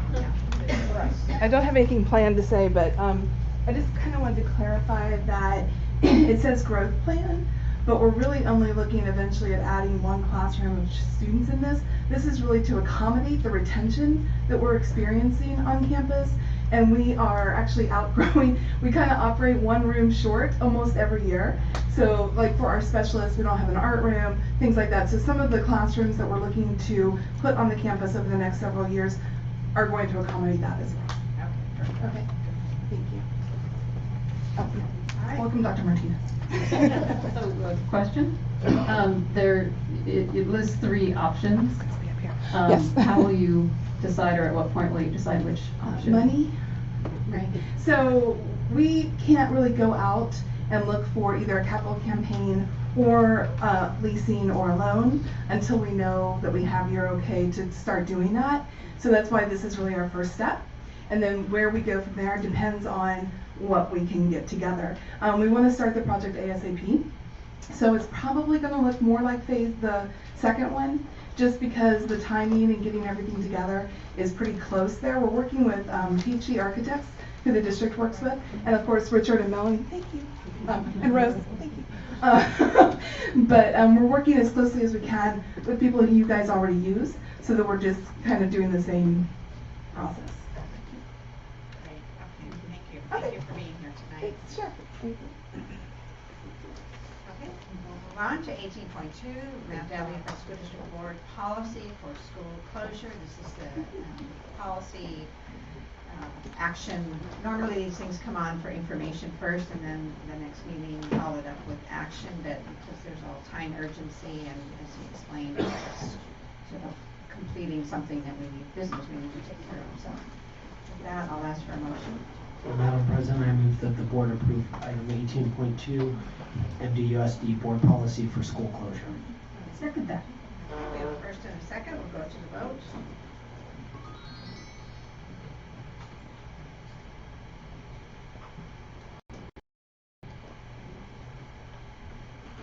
And that passes 5-0-0-0. Makes all our attorneys happy.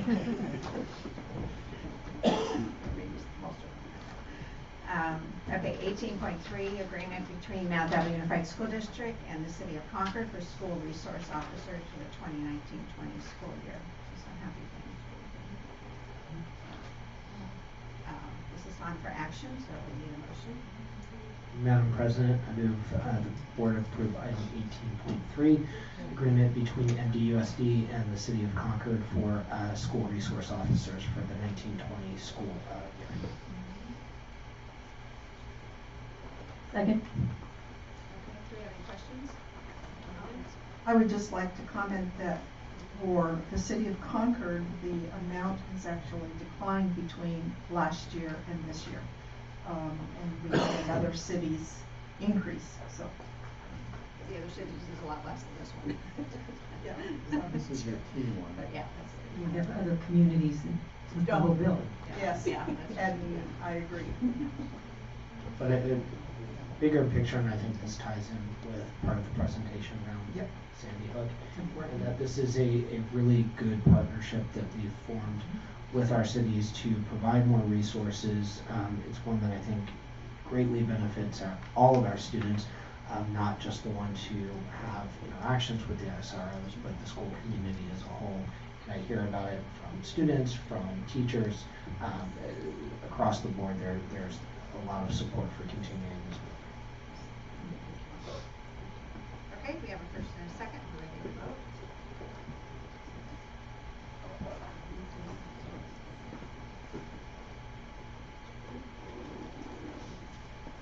And that passes 5-0-0-0. Thank you. 18.4, approve Mount Aislinn Unified School District's milk bid, RFP number 1808, to purchase milk. And dairy products for the 2019-2020 school year. This is on for action. Do we need information or just, unless there's questions, right? I think Mr. Marks wants to say something. I'll start with a question. My friend, Mr. Machi, if he might be able to answer, just in terms of, in addition to the milk and dairy products that we have available, I know you've made efforts. Could you share some of the efforts to provide non-dairy alternatives, and could you give us a status update? We've had students in the past who have actually come to the board and asked about those, so could you please give us an update on that? Absolutely. First of all, good evening, President Durkee, Board of Trustees, and Dr. Martinez. Well, the rule is, under the United States Department of Agricultural rule, when it comes to milk, there is a requirement that we have to follow, which is there needs to be a non-fat milk and 1% milk. Now, when a student has some type of an allergy or something in those cases, it has to be brought to us through a medical note signed by a healthcare professional that, of course, every time we honor. And so in this particular case, the three types of milk that we serve to our students is a soy milk as an alternate, a lactate milk for lactose intolerant, and then we also do an almond milk, just got approved through the USDA. We provided soy milk in the secondary schools. We didn't see a huge demand, but it is always available, and if we hear the demand that the students would want to bring that soy milk back, we can always do that. But we were finding the demand was just not really there, but it's always an opportunity, so for sure. So if a student is seeking soy milk, how do they go about finding it? I mean, in the a la carte, it would be an a la carte item. So if it's in a reimbursable meal, the only way that student will receive any type of alternate milk is through a doctor's note. Oh, for like a free and reduced? Or pay. Or pay, Yeah, okay. so all three status. If it's an a la carte item, then we have not received any kind of feedback that they would like to see soy milk come back. We did provide it last year. We still can do that, but the demand was not really there as much as we thought. At the middle school level, you're saying? We do it, yeah, throughout the secondaries and high school. Yeah, in the middle school. You're doing better than Starbucks, I'll tell you. I don't have all those options. So we try to, well, we try to, of course, we meet every accommodation that comes by our way. We have been working very diligently since I've been here for 2 years on student allergies, and it's quite overwhelming at times. But we are working very closely with the school nurses, so they bring a lot of that information to our attention. We put it in our database so that we have it. It's confidential information, of course, but that we're always prepared to serve our students whatever their needs are. Any other questions? I have nothing against the presumably fine folks at Crystal Creamery, but I will be voting no, and that's largely based on just, I think the FDA mandates around this are ridiculous. I make a motion, we approve the Mount Aislinn Unified School District milk bid, RFP number 1808, to purchase milk and dairy products for the 2019-2020 school year. Second. Okay, we have a first and a second. Vote to vote.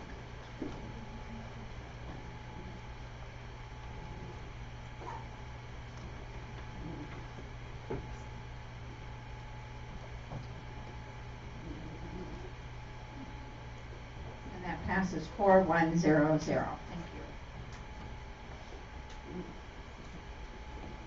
Okay, 18.5, approve the National Joint Power Alliance bid contract number 112917 with multi-unit group to purchase food products, paper supplies, and cleaning supplies. This is on for action. Do you have any questions or you want to provide a motion?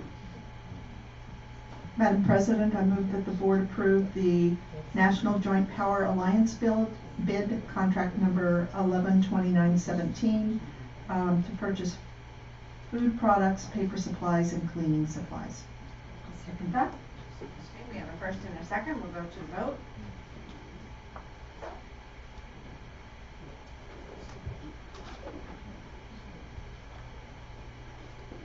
And that passes 5-0-0-0, thank you. 18.6, approve the Food and Nutrition Services Department use of a piggyback bid with Hayward Unified School District bid number 19.103 for the 2019-2020 school year per public contract code PCC 20118. Madam President, I would move that the board approve item 18.6, but I would like to hear from staff prior to the vote, please. Second. Do we have a first and a second? Do you have a specific question? Just my question to Mr. Machi would be, what are the benefits of this change? Good evening again. Well, before, as you see, the National Joint Power Alliance bid was through a distributor that we've had here at Mount Diablo Unified for quite some time. That is called Gold Star Foods, is a distributor. Gold Star Foods has changed their business model quite a lot over the years. And presently, the situation that we're at is we're at a 30-day lead time to place orders, meaning that we have to be 30 days out to order product, or 3 weeks. We also are receiving a lot of out-of-stock items. And so we're in this position that we have our distributors presently right now until our new warehouse gets built and we go into an inter-district distribution system. Our hands are tied with the distributors. And also that this particular distributor does not offer the products that is the direction that the district is going into, or at least through with your approval, through our department, that will offer better quality food for our kids.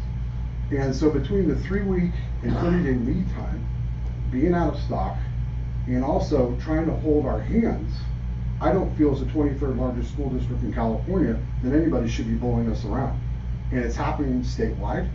And so I think on that issue alone, the reason we're asking is we did purchase food from them, but we want to go ahead and make sure that we pay our bills. In the future, I believe that Elizabeth McCallahan and our chief business official Rose Ramos and myself believe in we don't burn bridges with our vendor partners, so they will be a vendor partner, but not to the magnitude of delivering to 47 of our schools.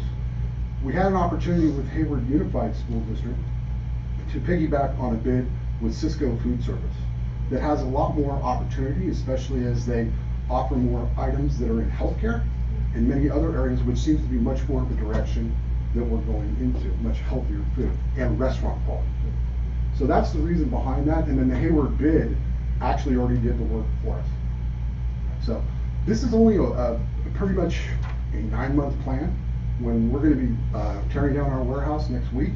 So we will be going into construction, and then we'll be going out to bid again in the springtime, getting ready for the 2020-2021 school year.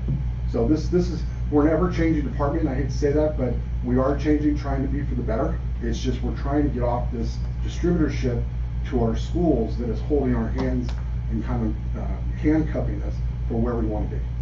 Was this issue related to, I remember last year, we used to have the compostable food service trays, and then we sort of went backwards into styrofoam or whatever that was made of. Exactly. And I believe it was a distributor. It was a distributor issue. So with Cisco, we would have that opportunity. I probably have met at least 40 vendors, 40 manufacturers over the last 2 months. And especially with our Eat Real organization, the nonprofit organization that's certifying this through their audit process. And so that'll give us the opportunity to buy those compostable trays that we would not have had the opportunity presently with the present distributor we have. That's fantastic. So I know this doesn't get us all the way where we want to be, but I think it's a great step in the right direction. And I really commend you and your team for having the foresight to help get us there. So thank you. Yeah, you're welcome. And the men and women of Food and Nutrition Services have been doing an incredible job.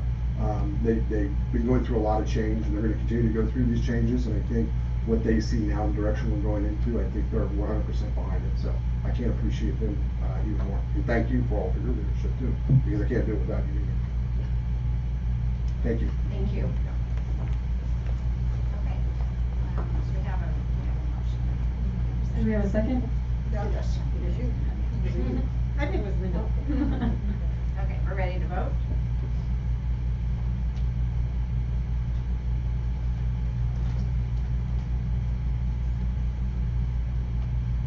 And that passes 5-0-0-0. Thank you. Okay, 18.7, PBK proposal to conduct a district-wide security assessment and implementation plan. Sure. Again, this is a action item tonight. The district has been looking at, again, our overall security. We know keeping our students safe, our employees safe, the community that joins us at our school sites is such an important aspect. What this does is it allows us to work with several pool of architects to really take a good, hard look from some expert eyes in the sense of, do we have the components in our sites that are needed? Which components are going to be really needed as we advance towards keeping our schools safe? Again, we've moved in the direction of training individuals, and yet sometimes the actual logistics of our school sites and the overall district, quite frankly, is something that we need to stop, take a look at, make sure we're working with the experts to give us that information so that as we move forward with the change, we know we're hitting the high priority items. Oftentimes people have different opinions. We could do this or we could do that. But again, these are people that are working broadly, right, in the sense of looking at our facilities. So while it's a significant amount of dollars, this is one of those investments that we hope will pay some dividends in the future for keeping our children safe. Comments or questions? Oh, yeah, presentation. I don't think we have a specific. Was there anybody that wanted to speak to this, Rose?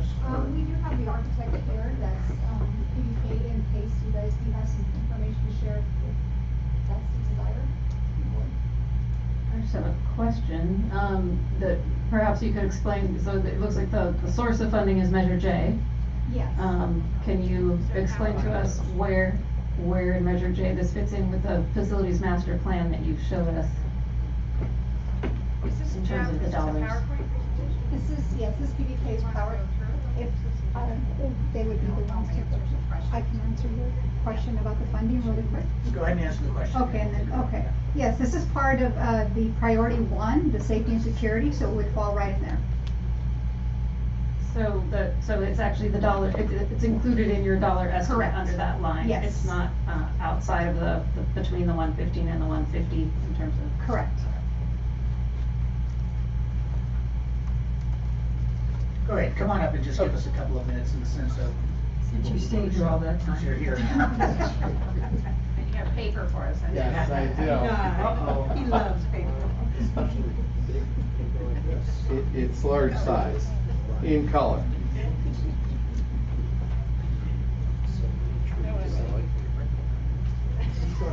Okay, well, good evening, thank you, Dr. Martinez, school board guests for having us here tonight. We had put together a little brief PowerPoint to kind of show what the process involved in the district-wide safety and security assessment. We had numerous discussions with the district, with Guy and Rose, on what the district was looking for moving forward with this and the importance that this is to the district. So just to give you kind of a quick brief run through on this. First, just a brief overview. This is about PBK. My name's Gary Geary. I'm principal in charge of PBK in the Sacramento office. We've been providing architectural services since 1981. We're the second largest provider of K-12 design services in the country. We have partnered with a group that we actually started in our San Diego office called PBK Ready. And that started in 2017, and they are basically experts in the field of safety and security vulnerabilities for school sites. And so we include them on all our projects, and this in particular is a project that they will be very heavily involved with. Two people in particular with our PBK Ready group I've highlighted. Scott Himmelstein, who you can see kind of his resume. He's currently in Washington, D.C. He's getting certified in physical facility security by the United States Federal Law Enforcement Training Center. He will be back, he will finish up this week. So he is getting all the latest and greatest in every aspect of security and safety related to school facilities. Brian Gustafson is a former chief of police for Stockton Unified School District and also served as head of security at the state capitol. So he too is very adept at safety and security. This is kind of the process diagram, and I'll just quickly walk through how this is going to work. We would start with a kickoff meeting with the district to discuss, again, really in detail with key people at the district, expectations, the procedures that we'll go through, develop the time frame, and what the end deliverables will look like. This is over about a 20-week process. It may be less as we kind of get into it. We'll get archives of all the district sites so that we can develop some CAD site plan drawings to use as base maps to go out to each of the sites. We will visit all of them. The elementaries, the middle, the high schools, the alternative education sites, the district office sites, gasoline alley, you name it, we'll go there. We will look at it with all of the eyes in a security and safety perspective from a physical environment. We'll then develop some recommendations through some site plan graphics and narratives. We'll put some costs to that so the district starts to get an idea of what some of the items of this plan are going to cost you moving forward. We'll then meet with district personnel. We will revise, refine the plan, discuss strategies for how you might want to implement them moving forward. And then the final document will be presented to the school board at the end of the process. So when we go out there, just to kind of give you an idea of some of the things that we're going to be looking at, and this will evolve somewhat as we get out to the sites and we see them a little bit closer, and not every site necessarily will have the same characteristics. We're going to be looking at fencing, the perimeter, access points to the site. We understand there's a number of sites who have way too many access points. We're going to look at all that stuff. The Columbine gates, so that students may exit, but intruders are kept out. As well as looking at doors for the Columbine, locks on the doors. Possible increasing heights of gates or fences to secure the perimeters.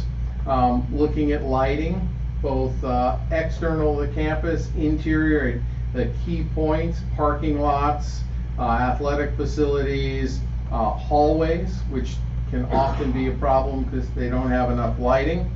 We'll review the camera systems for surveillance. And so that is going to be quite a discussion on the goals and objectives of what you want to do with your surveillance system. Is somebody going to be sitting there monitoring it all the time?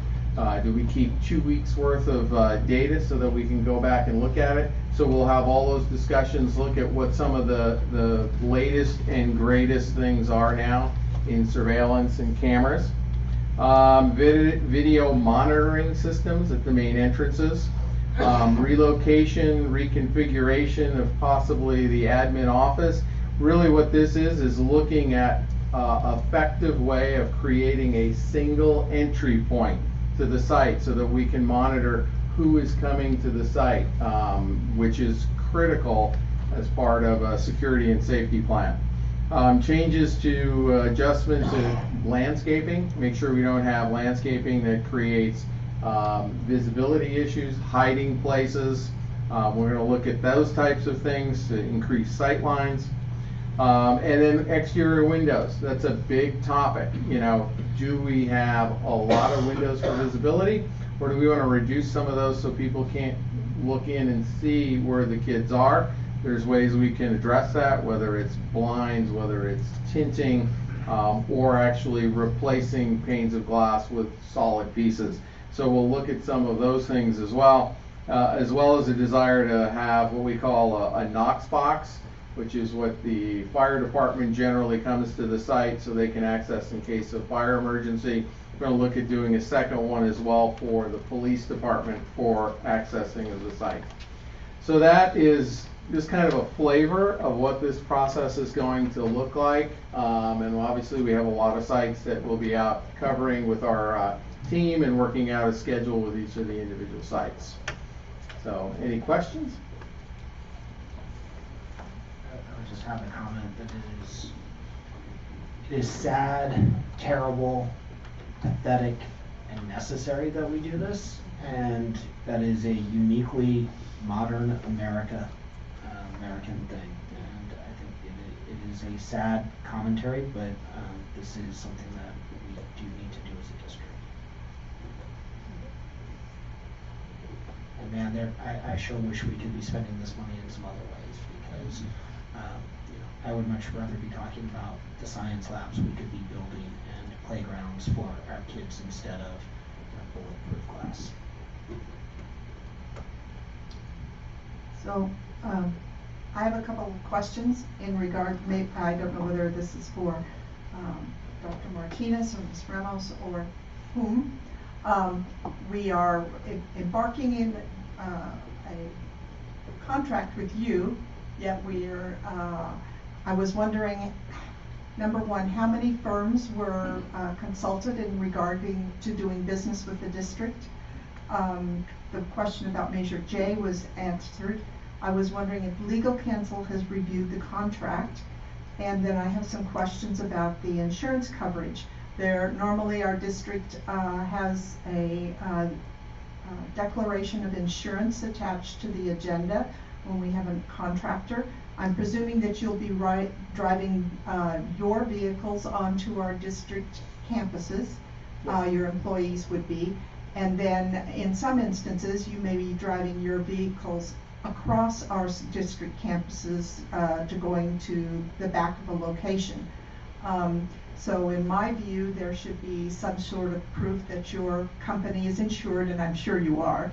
And then fingerprinting of employees if you're conducting these assessment during instructional hours. Is that going to be a requirement of you as a contractor, or I don't know what the process normally is with other school districts that you've done business with?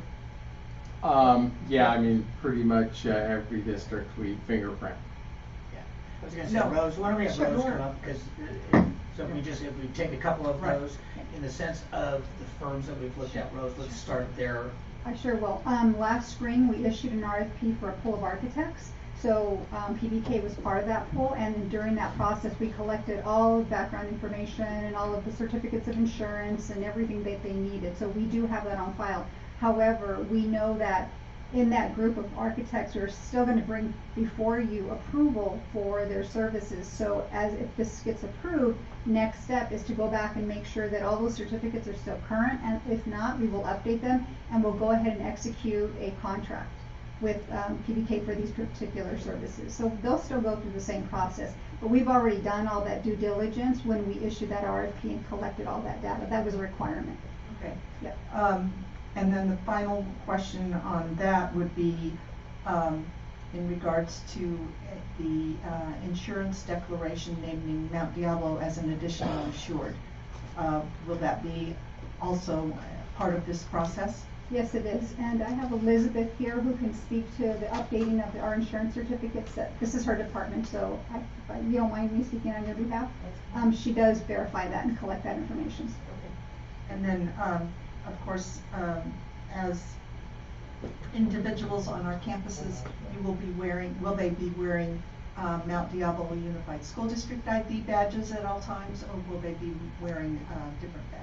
They usually do. They have whatever that school has. Is it a sticker or a badge? They follow that process. And typically what we did and we're gonna do this with PBK as well, Richard's department, facilities director, they escorted, our last architects who went around assessing for the facility master plan, they went with them.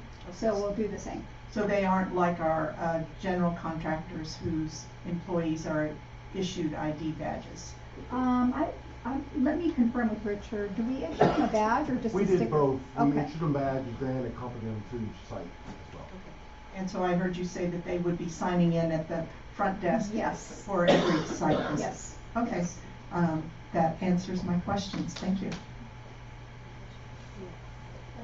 So you mentioned the needing to get the archive maps from each site. I wonder, Ms. Ramos, can they use the extensive data that we collected in the Absolutely, facilities master absolutely, plan here? yes, yes. Are they creating brand new maps again, or Yeah, is this? yeah. Okay. So we'll work together. It seems that there was a lot of information on safety that was collected, like about Columbine locks, for example, that is already in our Yes. facilities master plan. Yep. So is this just going into a deeper level of It detail? is specifically where to put stuff back, yes.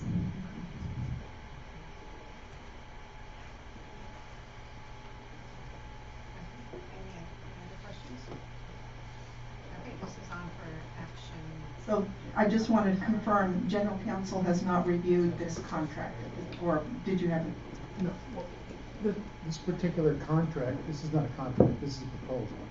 Okay. Because you have a pool of architects. Right. When they pull a proposal from the pool, they then, and I talked to Rose about, they then will issue the district form agreement. Okay. Measure J has a series of agreements with architects and with contractors, that eventually when the proposal is awarded, when the contract goes out, we basically are, for lack of a better term, pasting their proposal onto the back, and then it gets signed. It has all the other protections in it. It's just routinely done in the construction process. In other words, you're telling me I have to trust you. I mean, we could have Rose send us, I mean, I don't know if she's it's gonna okay. use independent services or the Measure J contract. The independent service. Independent Yeah. service contract, the one that's on the website. Right. So the motion would be to, On the approve condition. the proposal. Correct. Yes, so I was going to make such a motion here, that we approve PBK's proposal for a district-wide security assessment and implementation plan in the amount of $232,560,000. Second. One more question? Sure. Yeah. Sorry. I'm just looking at the camera, the whole idea of video monitoring systems and cameras. And you mentioned that we need to discuss what are our goals of that, you know, who would be monitoring this, how long would you keep the footage, what's really the goal there? At what point in this process do we discuss and decide those goals? So those goals would be based under what we have in the conversation of each particular school. As a district, whether we have cameras out there right now that are monitoring safety issues, it's not our intent, and I wouldn't go down that path of saying we want to have cameras in every room watching what's happening. It's just, it's in essence that decision of what points of entry, what safety parameters we want to have. So usually those are discussed again in whether it's a cabinet administration, because that's really more of the what's happening at our school sites. We have to engage our administrators out there in the sense of working with them about the safety of each of their sites as well. So it's not something that would come back here to say the board would vote on every particular camera and where it's going to go and the reason why. It may be in our board policy where we talk about the safety of our students and what parameters we want to have for us to work on.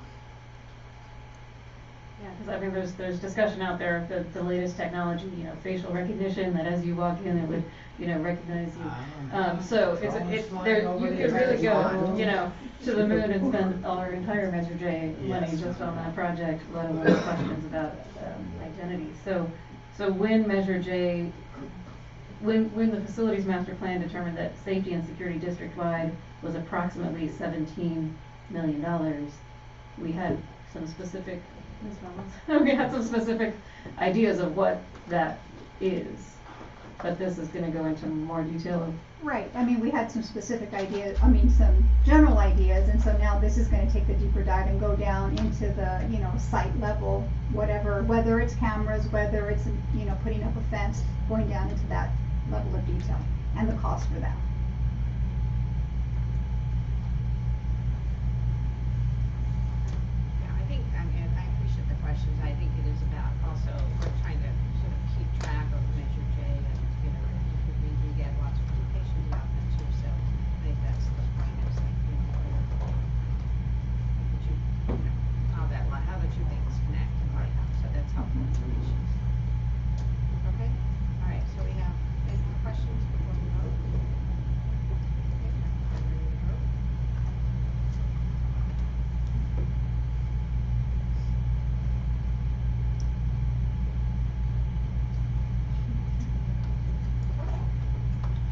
is 5000. Thank you, appreciate that. I do want to, yeah, we have documents, we do have some one document to sign. I would like to, I don't know if everyone knows this, but, I want to close the meeting, in honor of the Executive Director, Todd Porter of Diana Adair Daycare, unfortunately passed away through a tragic accident. And he's instrumental in, we have these programs throughout our district and they've been a big part of our communities, and so it's a very tragic loss, and we want to honor his memory tonight.